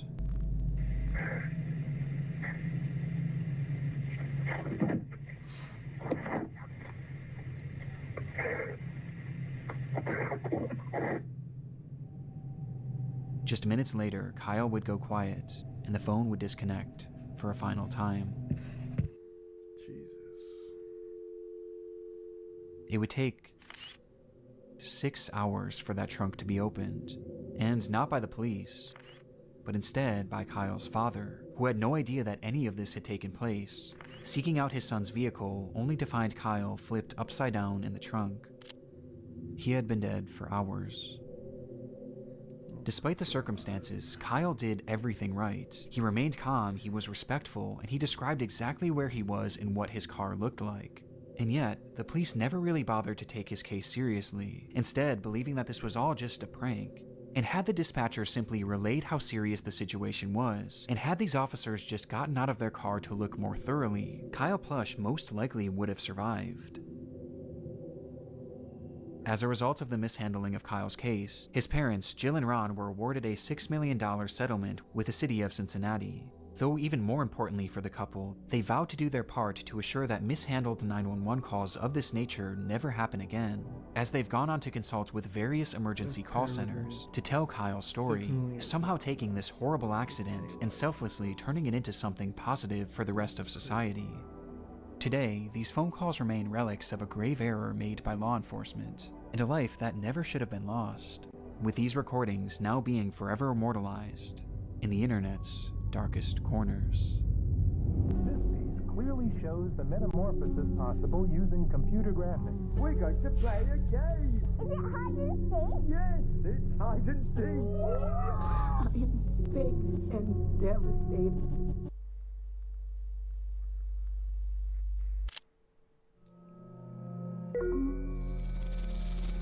Hide and seek. It's April 4th, 2020. A man living in Baltimore, Maryland goes live on his Facebook page announcing that tonight would be another one of his famous game nights. At this time, the COVID lockdown was in place all across the United States, and practically everyone was cooped up indoors, with little opportunity for real socialization. But for 24-year-old Ernest Wilson and his friends, this didn't stop them from having a good time. Ernest often hosted parties featuring childhood games like Monopoly and Uno, adding in his adult flair by turning them into drinking games, with one game in particular being top of mind that night: hide and seek. The evening began with Ernest inviting his Facebook friends to the function, letting them know that this time the game night would be held at an Airbnb rather than in his home, though he never gave out the address, as this was a closed invitation event, which he made very clear on his page. Please don't show up with nobody I didn't personally invite if we didn't discuss it first. They're going to get left outside. Ernest took this so seriously that at one point he even called out one of his viewers, stating outright that they were not allowed to show up under any circumstances. You're not invited. You're not pulling up on me. The person who just joined. If you're still watching, you're not invited. Because you don't fucking listen, and I'm gonna bang you in your mouth next time. However, it was never revealed who exactly this person was, or why Ernest expressed such hostility towards them. From there, Ernest would start and stop his live stream a few different times, showing the progression of the party, which ended up with a decent turnout.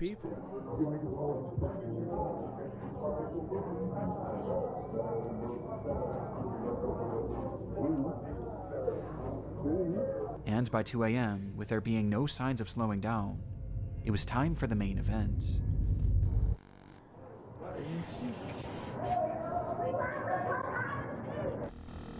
About to play hide and seek. This was the caption for Ernest's final live stream of the night, which shows his group of friends preparing to play the game, turning off all the lights in the house before Ernest himself steps outside, assuming the role of the Seeker, beginning his countdown as the camera keeps rolling. 1, 2, 3, 4, 5, 6, 7, 8, 9, 10, 11, 12, 13. I can hear y'all. 14, 15. I can see y'all. 16, 26, 27, 28, 29, 30. Because I'm tired of fucking counting. Ready or not, here I come.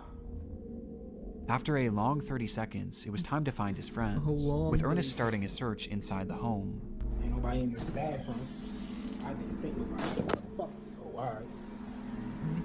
His ass.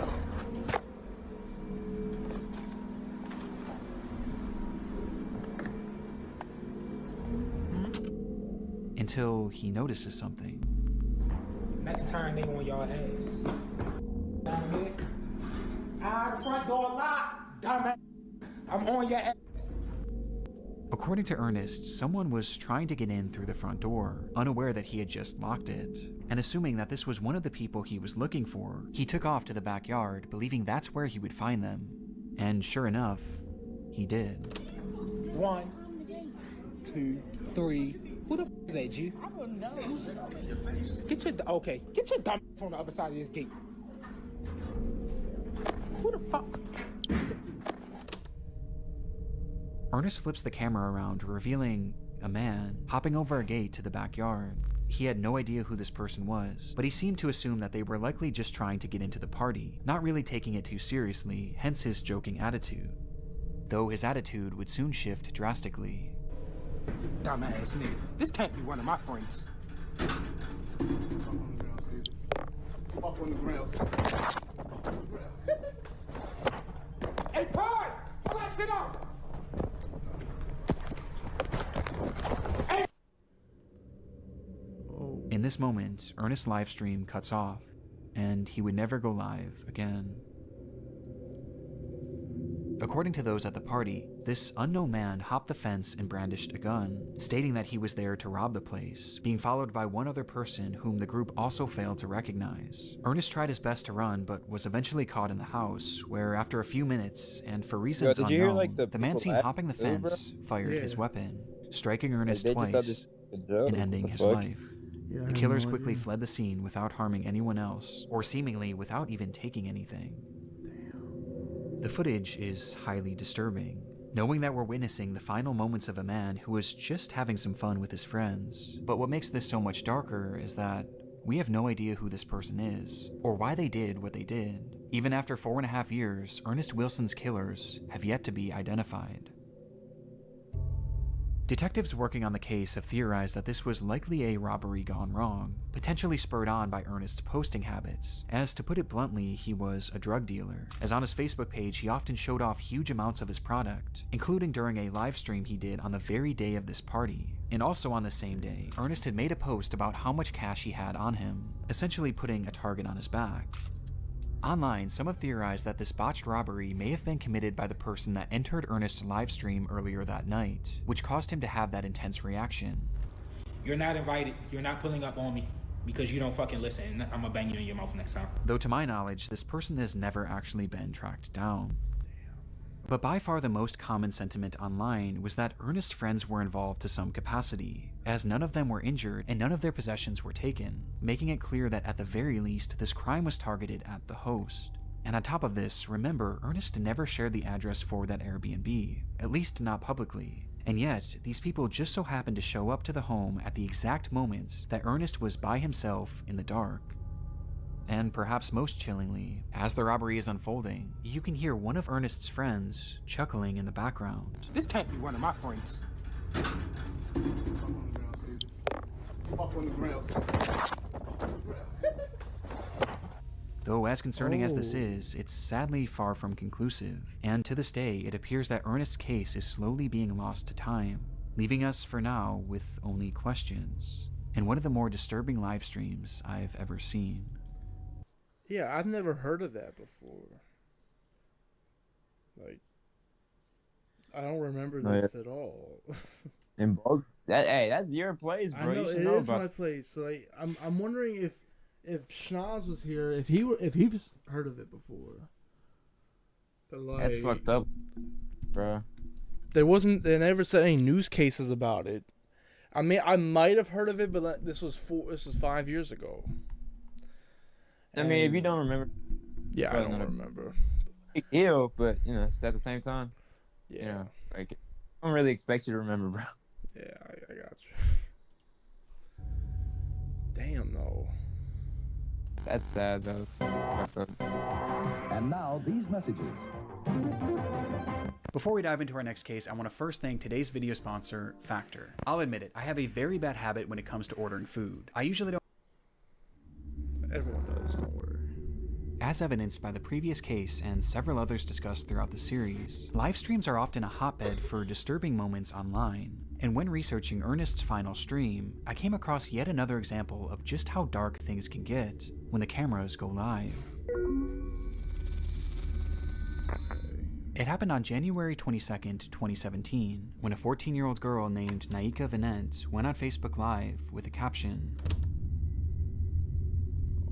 In the stream, Naika discussed how difficult life had been. Throughout the years, she had been placed in and out of countless foster homes, where her treatment ranged from poor to straight-up abusive, with this constant mistreatment leading her to just want it to be over already. And based on the title of the stream, it was clear what her intentions were going to be.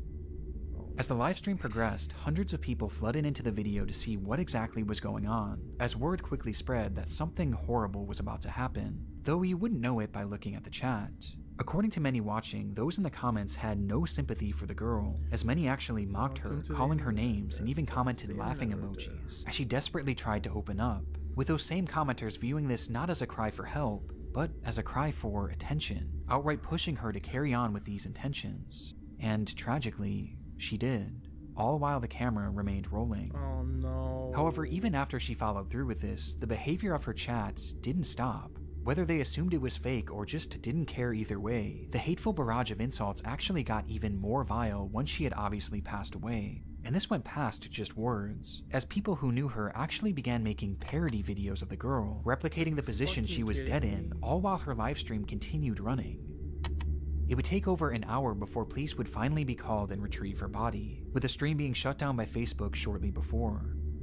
It was an awful situation. Niggas all are around, weird. But what I found most saddening about this was her final reason for doing what she did, as she stated simply that she just wanted to be with her real mother, who she loved so dearly. And this was something that seemed to be the plan all along, as her mother, Gina Alexis, claimed that she too desperately wanted to be reunited with her daughter. And following her daughter's highly publicized death, Gina actually came forward at a news conference to discuss the tragedy. Her biological mother broke down while speaking about her daughter's death. She dreamed of one day being reunited permanently. I have trusted Florida foster care people to care for my baby. Where she blamed the entire foster care system for everything that had happened, believing that they didn't do a good enough job of keeping her daughter safe, and they failed to try and reunite her with Naika. Because of the obvious emotion involved and the overall shocking nature of this case, the news report would quickly go viral, leading to widespread support for the grieving mother. However, this also caused some people to look a bit deeper into what exactly led up to this livestream, for which one piece of information was brought to light that somehow made this case even more upsetting. On the day that Naika's life came to an end, it was revealed that her mother was actually in the stream watching before and after it happened, seeing her own daughter having this mental breakdown, as well as seeing all those people in the chat mocking her, which made people feel even more sorry for Gina as her plight was unimaginable. Though this wasn't the only revelation to come forward, as it was soon realized by the investigators looking into Naika's case that Gina had not only witnessed all of these people laughing at her daughter and egging her into ending her life, but she had also joined them as well. What? What? Hashtag ADHD games played, you sad little DCF custody. That's why you are where you're at. For this dumb shit and more, you keep crying wolf. You dead, you will get buried, life goes on after that doesn't listen to their parents, trying to be grown, seeking boys and girls' attention instead of her books. In a live stream where one of the last things Naika ever said was that she desperately wanted to be reunited with her mother, that same mother was not only watching, but actively pushing her to follow through on her plans, leaving this comment where she outright says that it doesn't matter if you live or die, life goes on. And it got even worse. The media also discovered that the reason Naika had been removed from her custody to begin with was because Gina had beaten her 30 plus times with a belt when she was only 6 years old. On top of this, Gina often texted Naika saying that she wanted nothing to do with her, despite the young girl frequently reaching out and begging to be part of her life. Eventually, Gina would tell Naika's caseworker that, "The girl is y'all's problem, I'm done with the games," before sending Naika middle finger emojis when all she did was ask to see her brother. And this is all amongst other things that are far more horrendous that I really don't want to get into. How you doing today? And yet, after Naika's death, Gina had the audacity to go on television in an attempt to garner sympathy for a death that she clearly contributed to, saying that all she wanted was to be the girl's mother, despite rejecting her at every turn. And honestly, this is where I thought this entire story would come to an end, until I noticed something strange when I was editing this video. Naika's Facebook page is still active. It's no longer posting anything original, but instead, the account is consistently reposting content from another page, a page run by Gina. After Naika's death, Gina seemingly seized control of the young girl's Facebook account, where she now posts her own content, which includes her attempting to defend the fact that she gave up on Naika. Tell me what mother would accept a 13 going on 14-year-old in and out of detention centers, going to jail or getting arrested while in foster care? As well as her responding to those who blamed her for her daughter's death. People be like, you heard the rumors going around about you? And I did. But they forgot to tell you one thing. That I don't give a fuck. Huh? What's my name? My first name is Very Much. My last name is Unbothered. And even some posts where she's promoting her podcast, as it seems that after all this, Gina's actually trying to carve out some sort of career as an influencer, as she posts videos garnering sympathy for the loss of her daughter, along with giving out parenting advice. Like, there's so much stuff that parents need to do for their child that they're not motherfucking doing. They're not paying attention because they're taking the easy way out. With all this making it even more obvious that Gina has little to no remorse for what she did.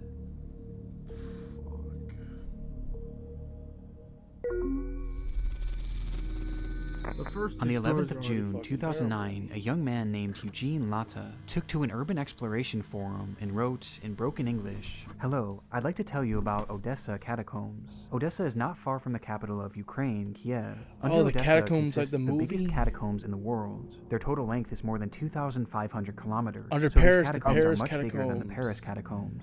During World War II, a lot of citizens were Wait, hiding is in this the based? catacombs. Is this a lot of them the used to live there what the for a movie's year based and off more. of? So even today, it is possible to find weapons, equipment, Maybe, and I don't even know. dead bodies. Have you ever seen that Every movie year, a before, lot of Pizza? explorers get lost. No, but I've heard about it. There's a movie about this, and it is so fucking good. It's Alright, like I'll it's look like at- wait, it's based on like a it's you know how like Paranormal Activity movies, how it's recorded on the camera, and it's like a third Yeah. person. It's one of those movies, but it's like I feel it's based off a true story. It is scary as shit. From 2007? It might be from 2007. It might be from a little later. What's the movie called? I thought it was. I think it's called The Catacombs. Hold on. The Catacombs Under Paris. What's the movie? So Below, 2014. As Above, So Below. If anyone in the chat's seen it, that is a fucking fantastic movie. It's scary as shit and fantastic. I would suggest you watch it. Anyone who's able to. As Above, So Below. As Above, So Below. Okay. It's a red. The picture is Eiffel Tower upside down. It's all red. Fucking amazing movie, let me tell you. But I'm hoping this is about this. That's all. Lost and even die there. His post was accompanied by a series of photographs from the underground labyrinth, which stretched over 1,500 miles, its paths winding aimlessly deep below the surface of the earth. Yep.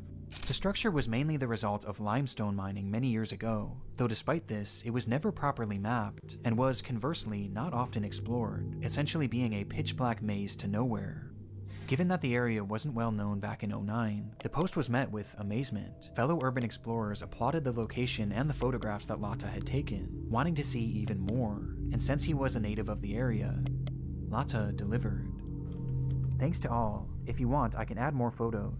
As I said earlier, a lot of people get lost and even die under Odessa. Maybe this photo will shock you.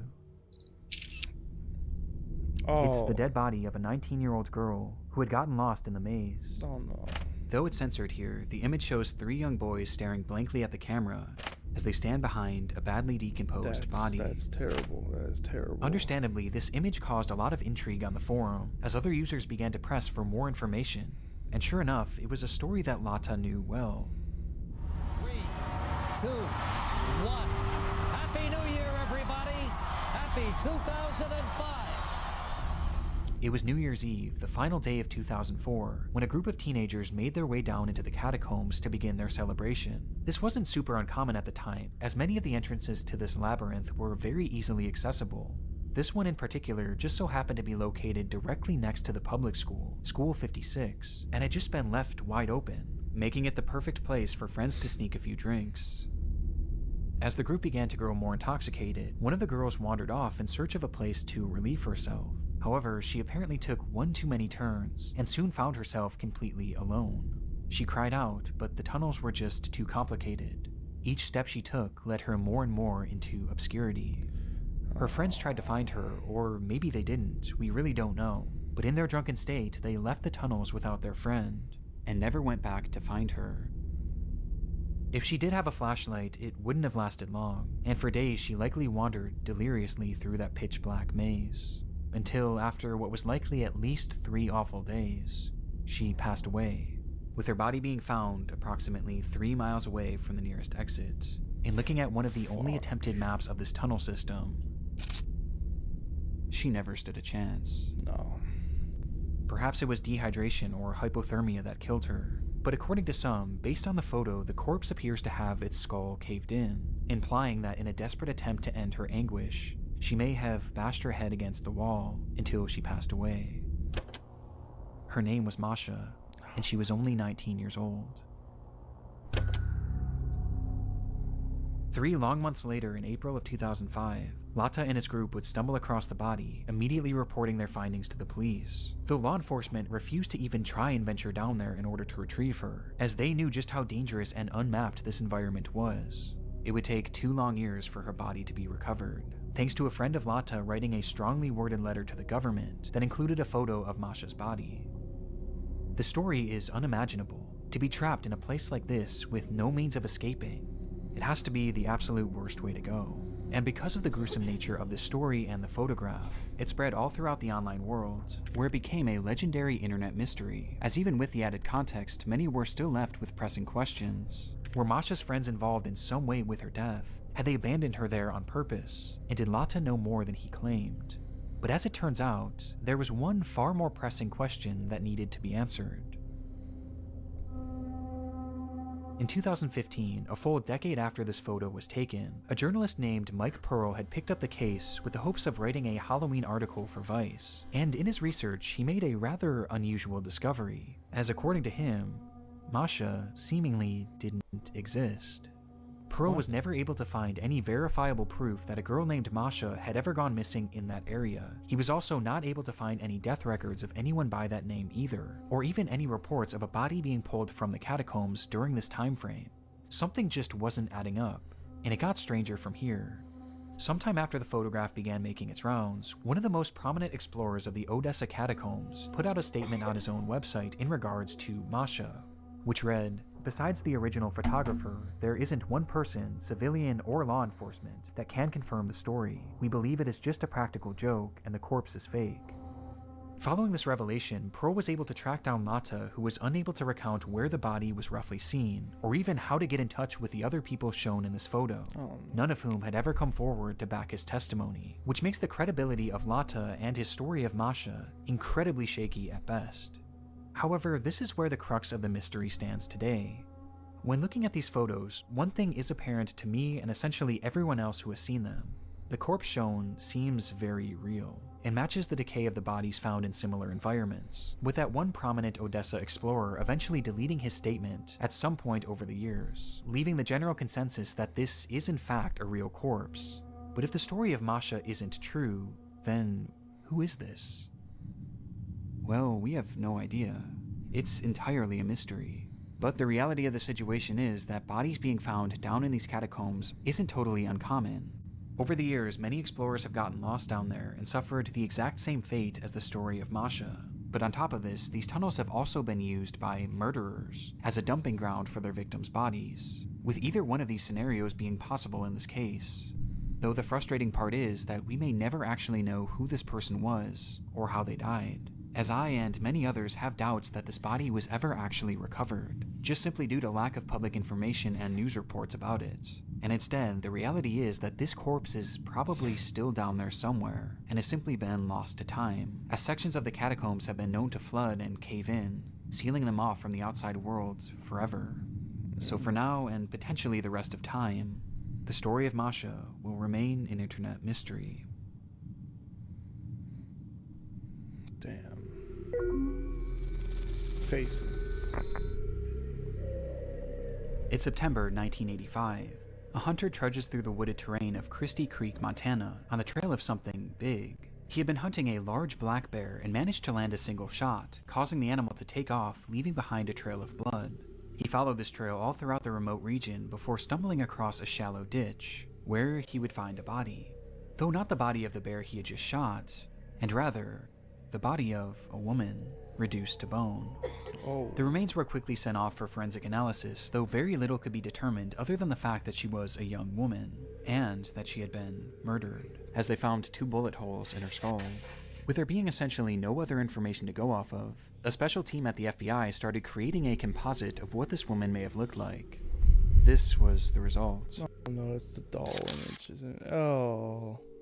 This was their first attempt at depicting this Jane Doe, who they would later dub Christie Crystal Creek, though it wouldn't be their last.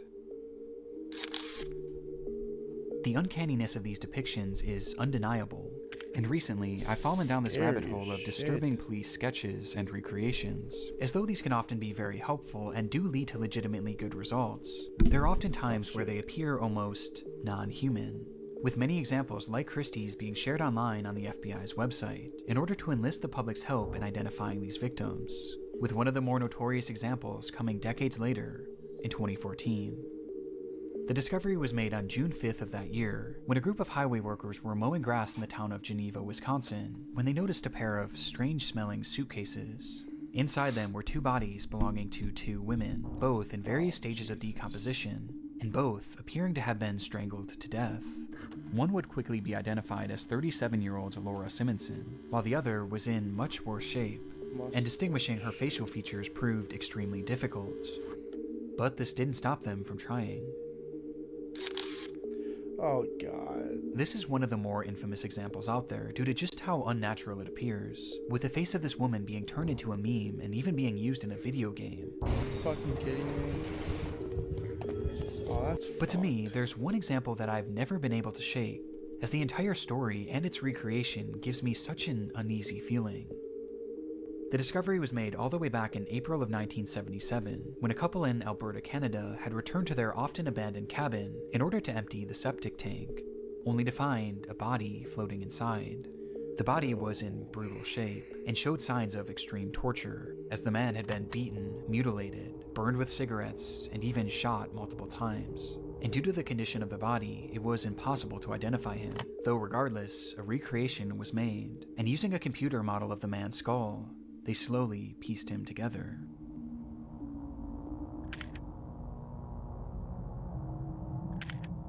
Oh my god.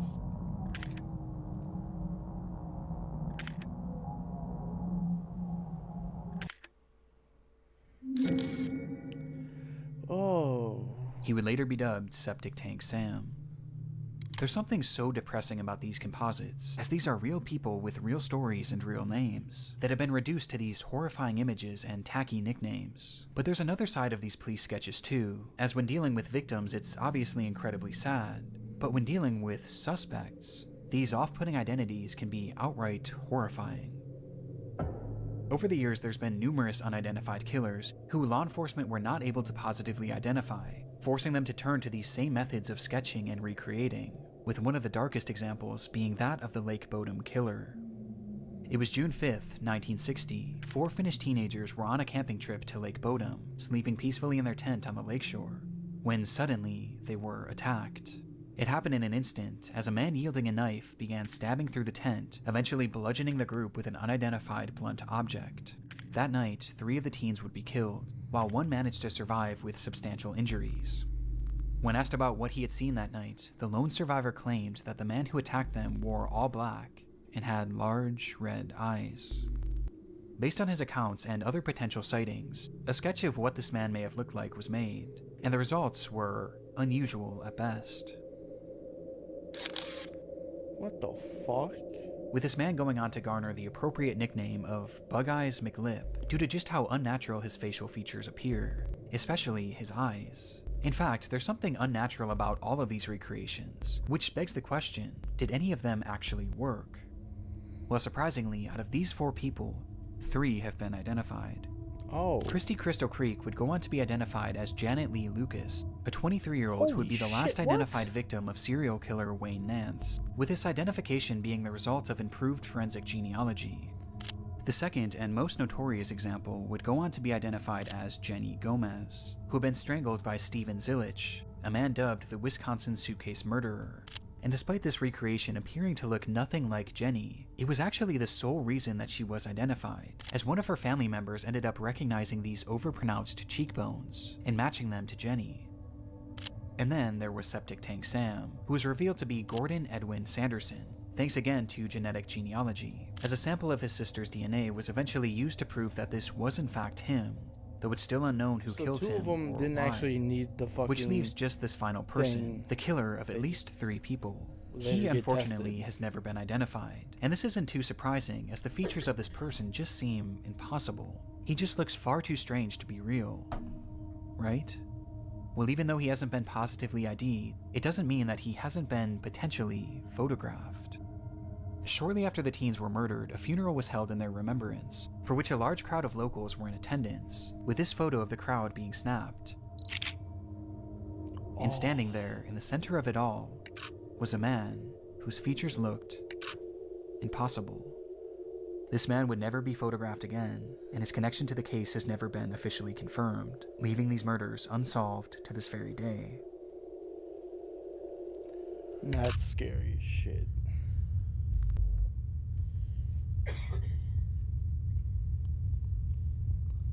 This one's interesting. This one was interesting as shit. You still with me, Pizza? Yeah, my bad. I'm low-key on a game. Ah, you're good, bro. You're good.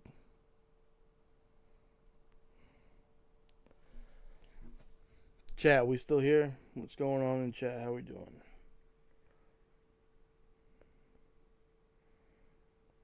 But Newbie Gooby, I do remember you, my good sir. How you been? Raz, if you're still watching, I hope you're having a good time. Thank you so much for joining.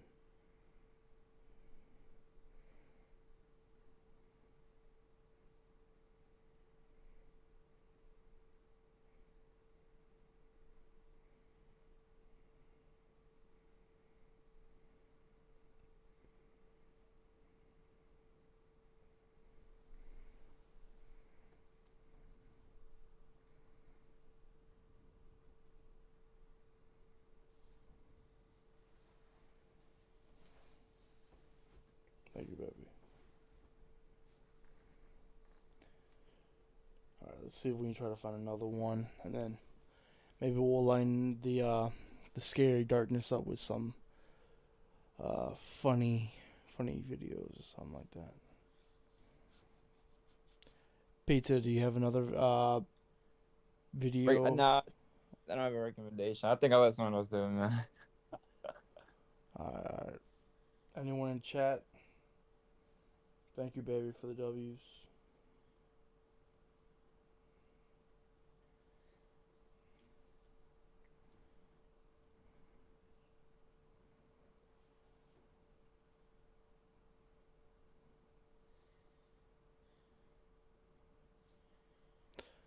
Let's see.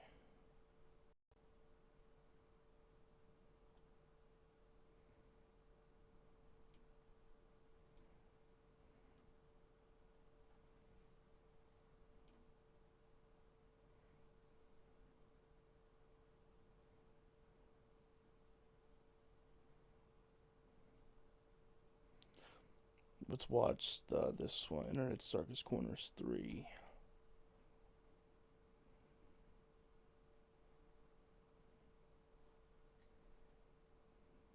Wix gives you the power of AI to build the website you need with full business functionality.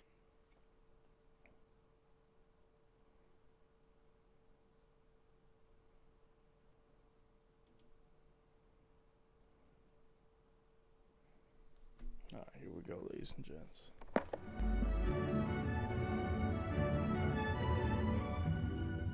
It is the early morning, and the working day of the steam locomotive and its crew is just beginning.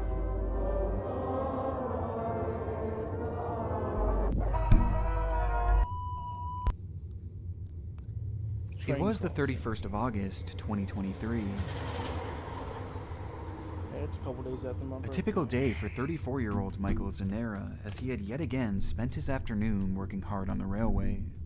Michael was a welder who had been putting in long hours repairing train tracks in northern Italy, a job he seemed to thoroughly enjoy, as he'd often post various images and videos onto his TikTok page, showcasing this unique work that he was doing.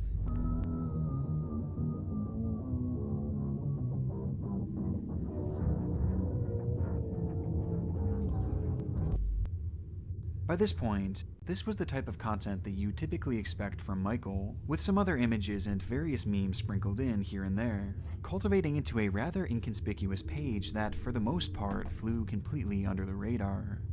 Or at least it did until that final day of August, when Michael would encounter one of the strangest moments of his entire life.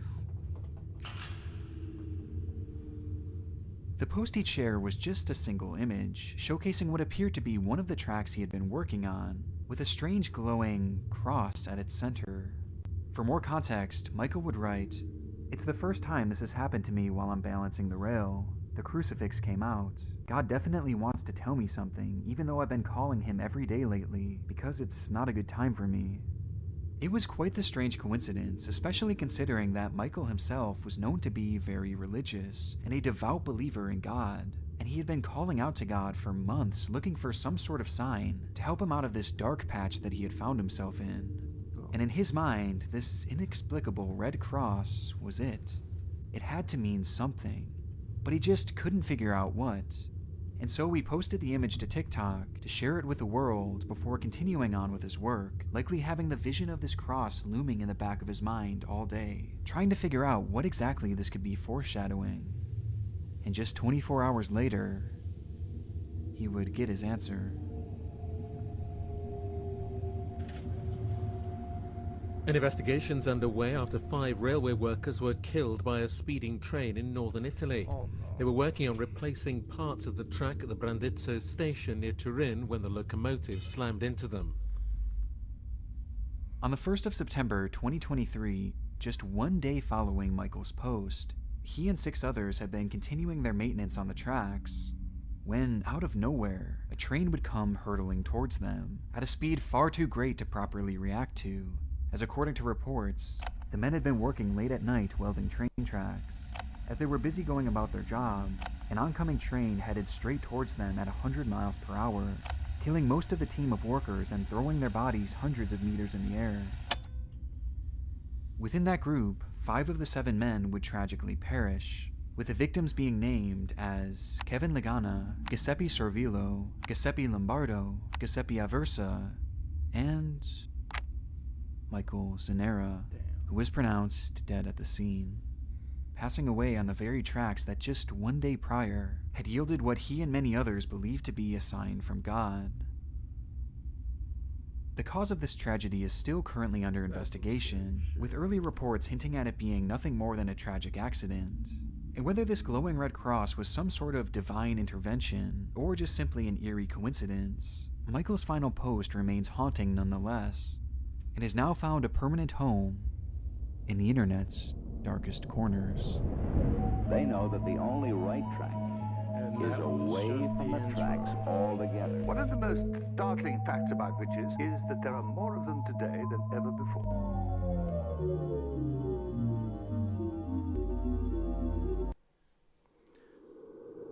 Before we dive into our next rabbit hole, I want to first thank today's sponsor, Grammarly, for making this video financially viable. For essentially all Grammarly. To her husband, she must be a companion, a sweetheart, a wife, and a mother. She must know how to make her home comfortable and inviting. Husbanddie.com. Oh no. Our next case takes us to Japan, where 18 years ago, one of the strangest websites that I've ever come across would be launched for the world to see. Now, to properly understand its context, it's important to note that, in large part, Japan is a country that culturally looks down on the practice of divorce. So much so that in most cases, a partner can't separate on their sole discretion, and it must instead be approved by both parties, making it a difficult thing to achieve in general. And those that actually are able to go through with it are often judged in an extremely negative light, especially by their family members. Whatever For your these name is, reasons, welcome to the stream. This is the Internet's Darkest Corners 3 by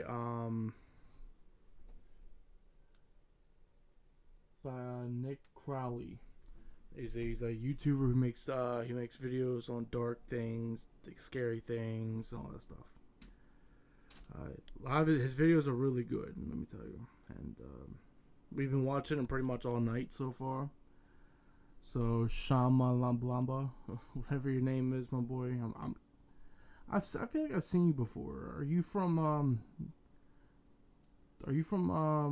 my cousin Schnoz's channel? I'm hurt that you don't remember me.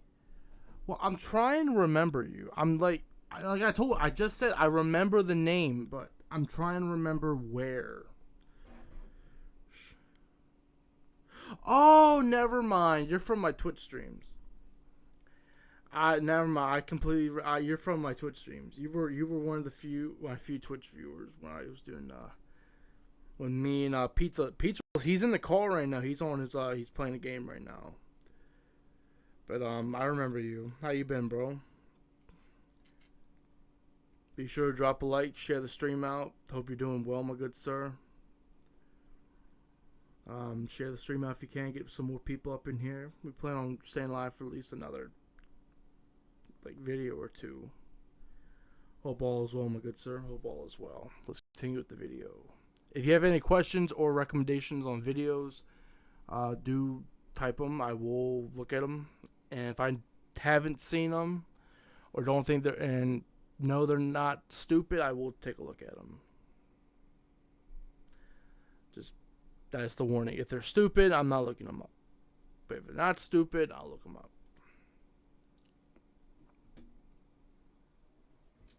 Nope. I thought I hit play. Apparently I did not hit play. I hit full screen. Pizza seems like a Josh Allen fan. He's not a. Oh, fuck Josh Allen, nigga. Yo, Pizza, remember the guy from the Twitch streams that was saying you were shit and all that stuff? Yeah, that fuck boy. Yeah, he's in stream. Yeah, he's a bitch. Fuck that nigga, man. Shamba, he loves you too, man. He loves you too. But back to the video, ladies and gentlemen. Let's continue. Couples will often wind up being stuck together regardless of their feelings towards one another. And it's this very sense of being trapped with someone that you don't actually love that can lead to emotions turning sour very quickly, with many eventually reaching the point of pure hatred for their spouse.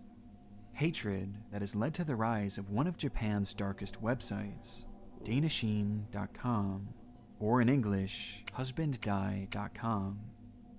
The forum takes inspiration from the manga Death Note, a series in which characters write a name book which ultimately leads to their demise.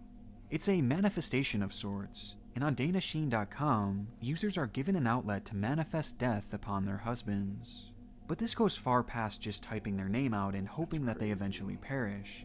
Instead, each post contains some sort of description as to why their husband is so hated, and how they wish that they would just die already.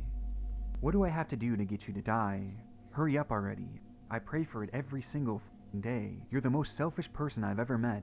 Even the kids hate you, so there is no need for you here. My life started its downfall because I met you. You should have never become a husband or a father. I'm the one who is the biggest fool in all of this for not being able to see that until it was too late. Just disappear from this universe. Just disappear. I keep telling myself that I will be patient until my child becomes of high school age, but every day is nothing but pain. Don't you understand that when you say you won't show your smartphone, you're admitting it? Reserve insurance, full expectation, die before that, and make amends. Posts like these are littered across the site, with thousands of women venting their allegations of infidelity, neglect, and even abuse at the hands of their own husbands. Allegations that society would likely frown upon if they were said out loud, and allegations that would likely lead to divorce, which would be considered far too taboo. And so, with nowhere to go to with these issues, this site has become a space for women to share their dark feelings with others going through these similar issues. Though this goes far past just venting, as users will go as far as to outwardly celebrate the deaths of their husband when it finally does happen.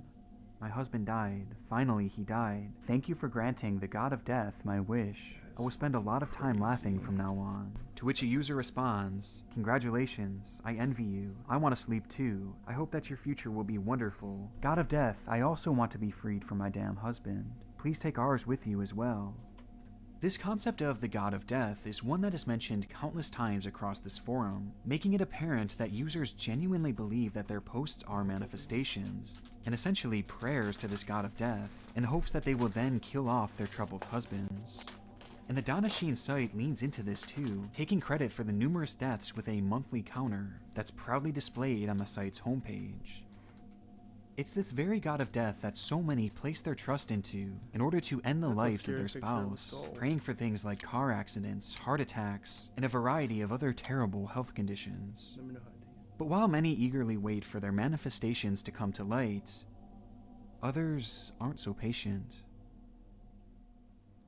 I want to somehow find a way to kill my husband without getting caught. I'll pretend to be sad when he dies, so please, really die? I hate him from the bottom of my heart, and if I make him shut up, I would win. I hate myself for why I married such a person. This post in particular has become one of the more notorious entries on the site, given its users' outward admission of their murderous desire. Though truthfully, it's one of thousands, as many others even take this a step further. Like one post that was so disturbing that YouTube made me remove it from this video, as it quite literally gave step-by-step instructions on how to poison your husband without him noticing, mentioning how they slipped up to 1,200 milligrams of this certain drug into their husband's drinks every single day, a drug that would slowly cause the liver to fail, but would likely never really be noticed by regular hospital staff, making it essentially a foolproof way for them to kill their husbands.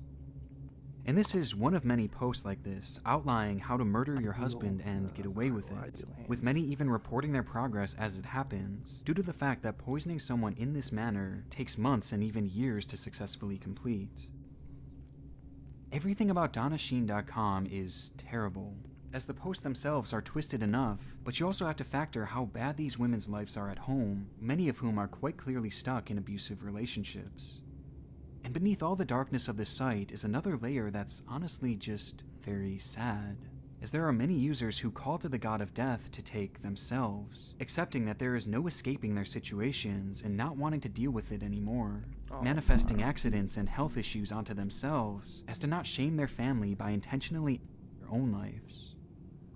Despite the depressing and concerning nature of this entire website, DonnaSheen.com still remains relatively active all these years later, and stands as one of the darkest rabbit holes that I've gone down all year. Its engines are warming up, and inside the cab sits Mr. Schroeder, the engineer who has driven locomotives for many years. The safety of all the passengers depends on his skill and watchfulness. Fire Department paramedic on 58, what's the address of the emergency? Yes, I'm on the Metrolink train. We just left Northridge. We had a collision with something. We have a whole bunch of people going out bleeding and on the floor. Is it a train? It's the Metrolink train.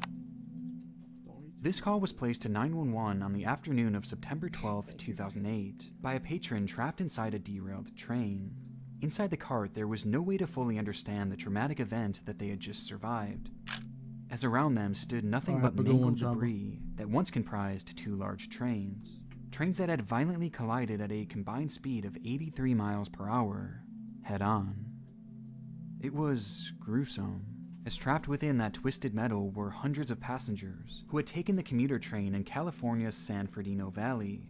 And as the smoke would eventually clear on the tragedy, the question was quickly posed: how could this have happened? A question that wouldn't take long to answer. According to the NTSB, the Metrolink passenger train responsible for carrying over 200 commuters had been given a red signal alerting them to merge into an oncoming track in order to avoid an oncoming Union Pacific freight train, which at the time only had crew members aboard. Based on their positioning, the Union Pacific freight train had the right of way, though despite this and being given the clear signal, Metrolink's engineer Robert M. Sanchez failed to adhere. In fact, despite the impending collision seemingly being imminent, the brakes were never so much as tapped, a startling phenomenon that is only really understood when sifting through the man's phone records. Meanwhile, authorities are now confirming the engineer had been text messaging the day of the accident. In the minutes leading to the collision, Robert Sanchez had sent out numerous texts, including some to friends of his who were fellow train enthusiasts. And these messages seemingly distracted him to the point of not just missing the signal, but failing to notice the massive hurtling train coming directly towards him. In the end, Robert would be killed instantly in the wreck along with 24 others. All the while, 135 people were left with serious injuries. But despite how notorious this collision has since become, thanks in large part due to Robert's behavior leading to it, it has since gained additional notoriety on the internet thanks to a key detail centered around another cell phone. Following news of the collision being broadcast all across the area, Andrea Katz, the fiancée of 49-year-old Charles Peck, immediately began to panic, as she knew Charles was on board the train at the time of this collision. Her nerves were initially quelled, however, as she would realize that on her phone were multiple missed calls from Charles. Realizing this, she called him back, though there was no answer, which was made a bit more unusual as, only minutes later, Charles would call her back once more. Upon answering the phone, nothing could be heard but the low sound of static, before they would be disconnected. This very same thing would happen once more, and then again and again, all the while occurring at various intervals, as Charles seemed to be desperately calling, yet saying nothing. And when Andrea would try and call back herself, she would be sent straight to voicemail. And things became even more alarming from here, as numerous other family members began to receive these very same mysterious calls, to which not a word was ever spoken. This led to the whole family believing that Charles must be trapped somewhere in the wreckage, and was likely unable to speak due to his injuries, but was somehow managing to send these calls as a way of letting them know that he was in fact alive and just needed saving. Because of this, his family members would cheer him on and give him words of encouragement every single time he called, assuring him that rescue was on the way. And sure enough, authorities would use these calls to pinpoint Charles' exact location, with the coordinates being right at the very center of the debris. And using this, rescuers would clear the way until finally, after 12 long hours, Charles Peck would be found. Which leads us to the strangest part of this story. Charles was dead. And not freshly dead either, as it was quite obvious that he had died directly on impact, meaning that there was no physical way that he could have possibly made these calls, as he quite literally was not alive for any of them. And yet, that day, his son, his brother, his stepmother, his sister, and his fiancée all received numerous calls from him, 35 in total, and all spread out over the course of numerous hours. Oh, that's creepy as shit.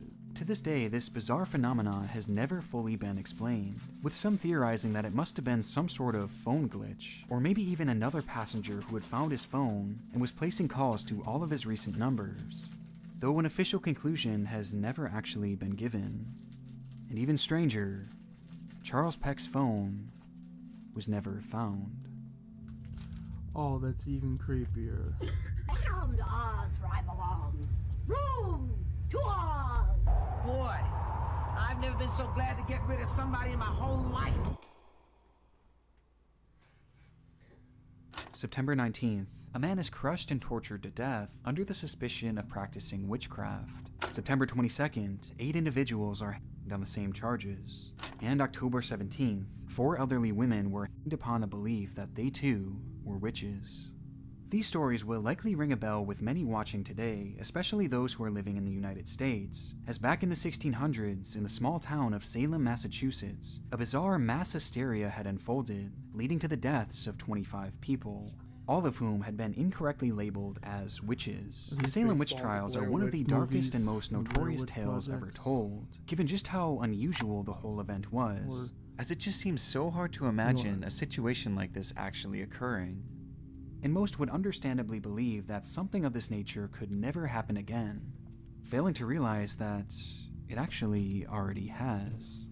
In fact, of the opening 3 executions, only 2 happened during the Salem witch trials, with the latter happening just 2 years ago. Oh, what? The practice was first reported to the Western world back in 1993, when the LA Times would feature an article titled, "Kenyan Villagers' Suspicions Fear Spark Deadly Witch Hunt. Evil lurks beneath the tranquil facade of 2 Highland districts, where vigilantes have burned to death 44 men and women accused of practicing harmful witchcraft."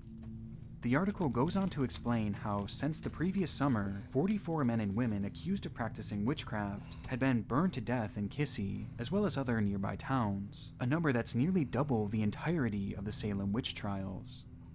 In most cases, village mobs had formed, some several hundred strong, locking the suspected witches witchcraft doesn't exist no more, as they were trapped inside. Something like that, but for more context, witchcraft is known to have deep roots in African culture, and despite many not having an issue with the practice in general, in the county of Kissy, a deep fear had grown over black magic in particular, with the villagers becoming paranoid that members of the community had been using said black magic to negatively influence the area. Yeah.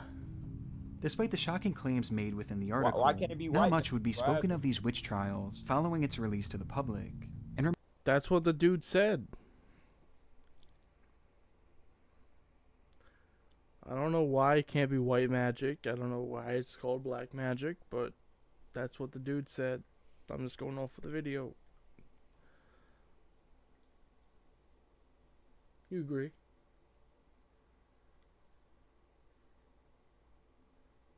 She stared at me and then looked away. Love you. remained relatively unknown until the rise of the internet. Witches in Kenya resulted in 11 people being burned to death. 8 women and 3 men were attacked by an angry mob and set on fire. They burnt down over 60 houses like this and brutally murdered 15 people. Most of them were elderly women. The charred corpses of 11 elderly Kenyan villagers accused of practicing witchcraft. In this incident 3 months ago, villagers watched as a group of youths torture 5 suspected witches. Nowadays, incidents from the Kissy area involving witches being killed are heavily documented by villagers with cell phones, capturing images and videos of beatings, public shamings, and eventually the killings of these alleged witches, providing some of the most chilling imagery I've ever seen on the internet, and exposing the true horrors of this practice all across the world. And what's scariest of all is that it's not just one or two people doing the killing in secret, it's often the entire village, as anyone brave enough to step forward in support of them would be labeled as a witch sympathizer and potentially face the same punishment. And what makes this all even more disturbing is that in the vast majority of examples, the accused witches that are being tortured, set on fire, and beaten are usually elderly, and are far too frail to do anything but accept their fate. Which brings us to the biggest question in all of this: why? Well, despite the practice of executing witches being ingrained in this area's history, it's supposedly only really within the past 40 years or so that things have progressed into the barbaric attacks that they've become today, prompting some to believe that the ingrained fear of black magic has led to some sort of mass hysteria among the villagers, causing them to react in such a crazed manner, which has remained persistent for years on end now. Though there is one other element to consider. In the Kissy region, land is one of the most valuable things you can own, and coincidentally, when these supposed witches are killed, it just so happens to free up their land for the taking, which makes it all the more interesting when you consider that most of these victims just so happen to be elderly landowners. And it goes even deeper than that, as not only are these elderly landowners killed, but due to their designation as witches, the family members they leave behind are usually exiled or even killed due to their relation to the witch, meaning that the land can't be passed down to their next of kin as there would be no family left in the area, making that land essentially open for the taking, thus allowing the accuser or accusers to take ownership. The incentive is certainly there for people to take advantage of this widespread fear of witches in order to essentially get free land with no real punishment, and I honestly think this greed surrounding land, at the very least, plays a role in this whole situation. Though truthfully, I wouldn't be surprised if this was some sort of combination of culture, mass hysteria, and land all rolled into one, leading to the worst of humanity being brought out. And though the local government has taken steps to help end this violence, these three factors may prove too much to ever see the practice fully end. And as long as it's happening, the internet will be there to capture it all. Dark means danger, so get yourself seen at night. Last ride. Taylor Scrum began her TikTok account back in October of 2020. Being just 20 at the time, Taylor had fallen in love with all things motorcycles, dedicating her life and the entirety of her TikTok page to this hobby of hers. Through the following years, Taylor would post various memes and inspirational videos to her page, helping her amass a decent following along the way, with fellow riders appreciating the more niche aspects of her content and her attempts to break the stigma surrounding female motorcyclists. Though not all of her postings were without controversy. On various instances, Taylor would film videos of herself driving recklessly, soaring well past the speed limit and performing various dangerous tricks while on the road, with the stunts growing concerning enough to the point that TikTok began adding disclaimers to numerous of her videos, stating, "Participating in this activity could result in you or others getting hurt." Many of the things that Taylor had been showcasing on her page were downright reckless, and she seemed to acknowledge this all the while, joking about it across various videos on her page. We need to do something super serious. Oscar, this stress sweat is getting all over me.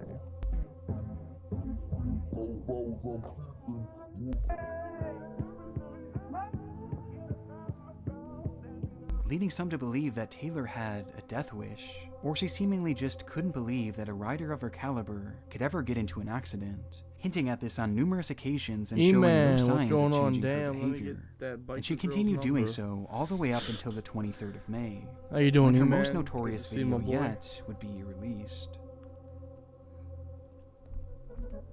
Welcome to the hospital, perfect town, and we have some rules for this little town. Oh no.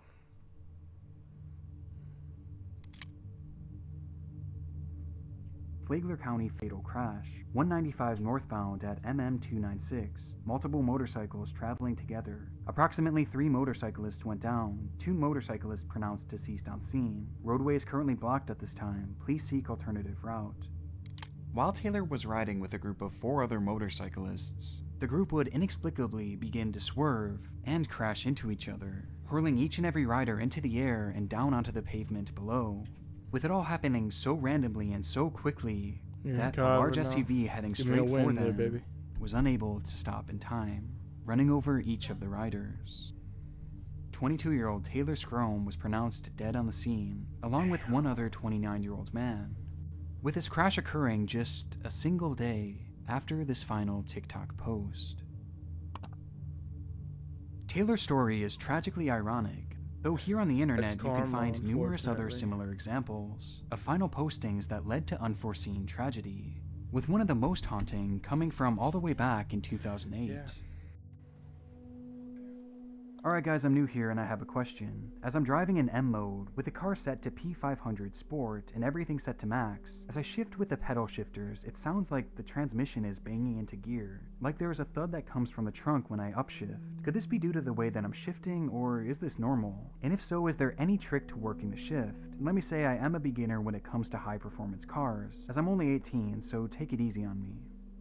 This post was made by the user American M5 on the website m5board.com, a forum dedicated to drivers who owned BMW M5s, a pricey sports car revered by many thanks to its high speed.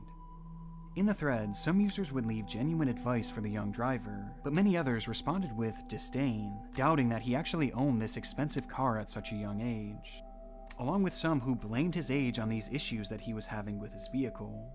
Maybe your 2 years driving experience in your whole life is the problem. This is the internet after all, and so for whatever reason, it seemed that many in the group took great offense to his youthfulness.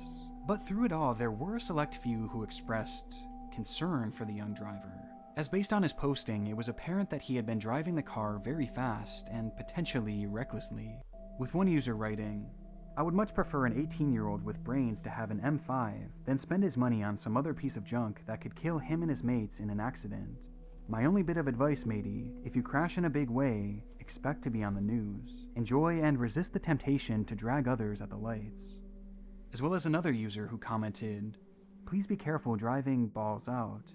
18-year-olds and M5s don't mix well."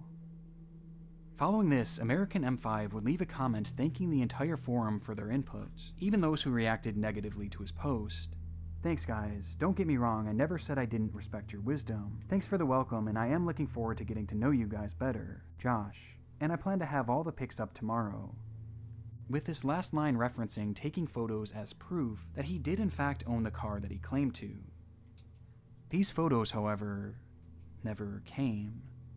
As a matter of fact, following this comment on January 25th, 2008, American M5 went radio silent, which is when things started to take a concerning turn. The very next day, on January 26th, news would break of a high-speed accident having taken place at 3:54 in the morning near Jacksonville, Florida, involving a car filled with 5 occupants, all between the ages of 18 to 20.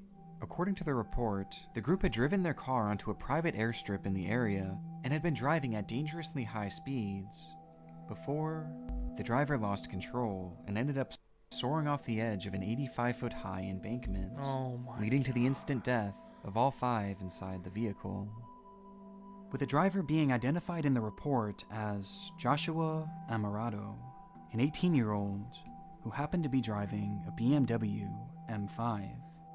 The news immediately made its way to the thread, where one user commented, "Hey, American M5 lives in Florida, is 18, drives a gray M5, and signed one of his posts above, Josh.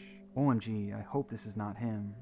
And another saying, "American M5, you better respond to M5 board ASAP, we all worry now." Though Josh would never post to this thread again. And from that day on, no activity would ever come from the American M5 account, making it all too likely that he was the one behind the wheel of that terrible accident. Damn.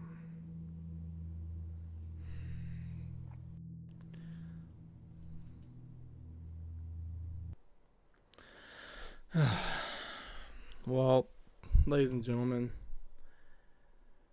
already 3 hours into the stream. It's getting pretty late. Do we have any other video suggestions before we call it a night? I think we're going to give it a night off of Nick Crowley's channel. Maybe try to find something funny. Something that's not, you know, terrifying to think about.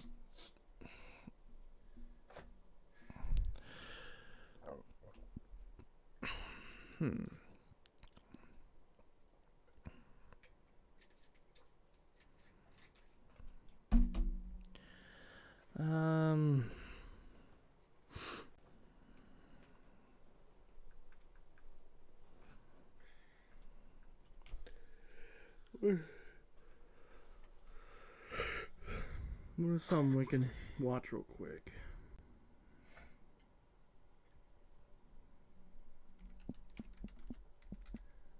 Ah, perfect.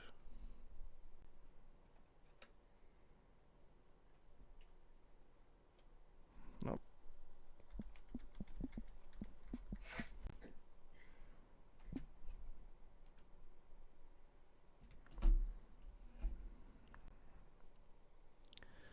Give me the right headspace. Pizza, you still there, bro? Yeah, my bad. You're all good, man. I'm probably gonna hop off, alright, man. Oh shit, okay, bro. Damn. You playing the game well, my still? bad. You're good, you're good, My you're good, you're good. My bad and talk so much, but it was fun. I enjoyed it. Thank you, man. I appreciate it. You have a good night, bro. Take care. You too, nigga. Alright, let's finish off tonight with a good old Markiplier funny moment video. Yes. Yes. Perfect.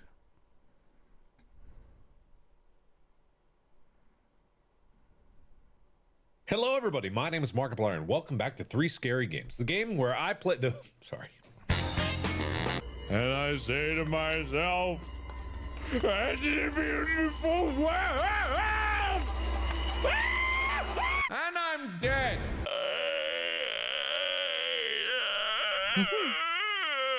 No. No.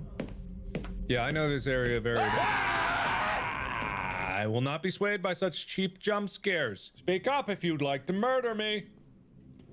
Who doesn't speak up? Shut up! We'll close the door. That'd be a good idea. If I Oh! I'm hungry. Can I? Blit thirsty? I am due. I thought it was. Oh my god! Apparently, also, I'm recording this. My face is a camera. Everything's fine. Just me and the bathroom. Help me. Little late for that. But if you need a hand, I can give you one. Into a region they call Gasper's Zone. Sounds like a Mario level, but okay. Is Gasper's Zone real? Who am I asking this? Who am I asking this to? You did what you could. I don't think I did anything, and I... Sure. Plop. Oh.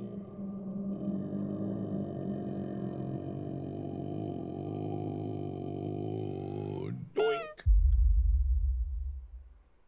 And now, a musical with Markiplier.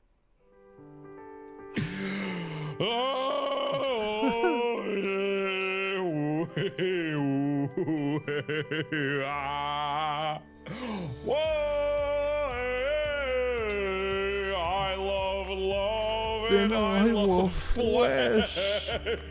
Whoa, I love the flesh. It's supple delight. It sets my heart aflame. Whoa, loving flesh is my favorite thing. Our first date ended in a fling. No seconds for me. One and done. They call me the one pump chump. I'm me. This should probably be fine. Hey. No, I'm not in that room. What are you talking about? What do you mean? No. No! Hey, hi! Oh, hey, I'm handsome. How are you? Oh! Okay, cool, thank you. Please don't turn around. I'm about to solve a puzzle. There. That sounds. Oh, come on, you son of a bitch! I told you not to turn around! Oh, X? X marks the spot?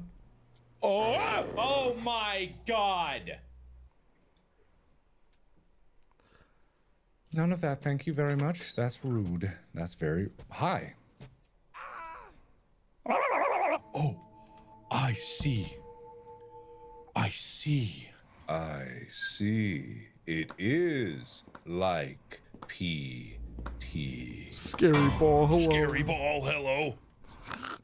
Okay, well, that's. You gonna do that again? Oh, yeah, you are gonna do that again. Okay, what? Fucking, what the fuck? Spooky. Very spooky. Almost this spooky. Oh, what the hell? Where'd you come? What the hell was that? Why you made me drop the. Oh! Once you start to get the mechanics, it's a little easy to get away from her, but. Oh, no, not here. Her butt. What the indeed? Hey. All right, cool. I got nothing to say about this in my vlog. Oh! You're a butthole. And now. A lullaby with Markiplier. Go to sleep. Go to sleep. Please don't kill me in the night. Go to sleep. Please go to sleep. And for the love of God, blink. I don't have lights. Hey, are you close? Are you close? Yeah! Yes. What are you doing? Can I get that gun? What if I just grab it? Ah! Oh. Not like this! Oh, I've been gored! Oh, good. You asshole! What the heck was that, you dick bag? Oh, who's a stinky baby? Oh, who pooped a demon out nappy? I would like to go, please. Now's the time to go! Do not turn around. Oh, God, should I turn around, guys? Leave a like if I should turn around. Okay. Yeah. Well, glad that's gone forever. Ah!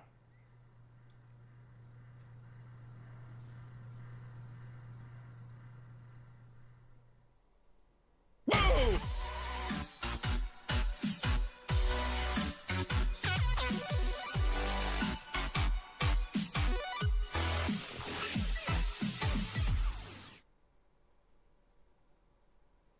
Well. You scared me, man.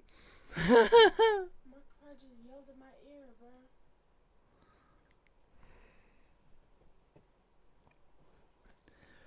I think we should watch one more, ladies and gents, before we call it a night. And then I'm gonna hop in the bed with my lady after I get me a drink. Maybe make me a sandwich. I miss you too, baby. I'm right here.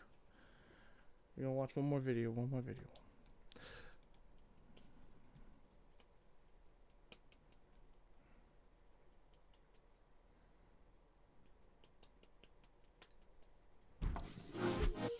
Hey. Hello, everybody. My name is Markiplier. Oh. Why? What did I do? I didn't mean to do it. Whatever I did, I didn't do it. Oh, hi. Don't like you, none. Oh, hey, what? Hitler? Hitler? Is that Hitler? Oh, blood. Oh, blood. Oh, upside down. Oh. What? Oh my God! Oh my God! Hitler, no! I'm gazing at it. I'm pumping it full of all my gaze. No.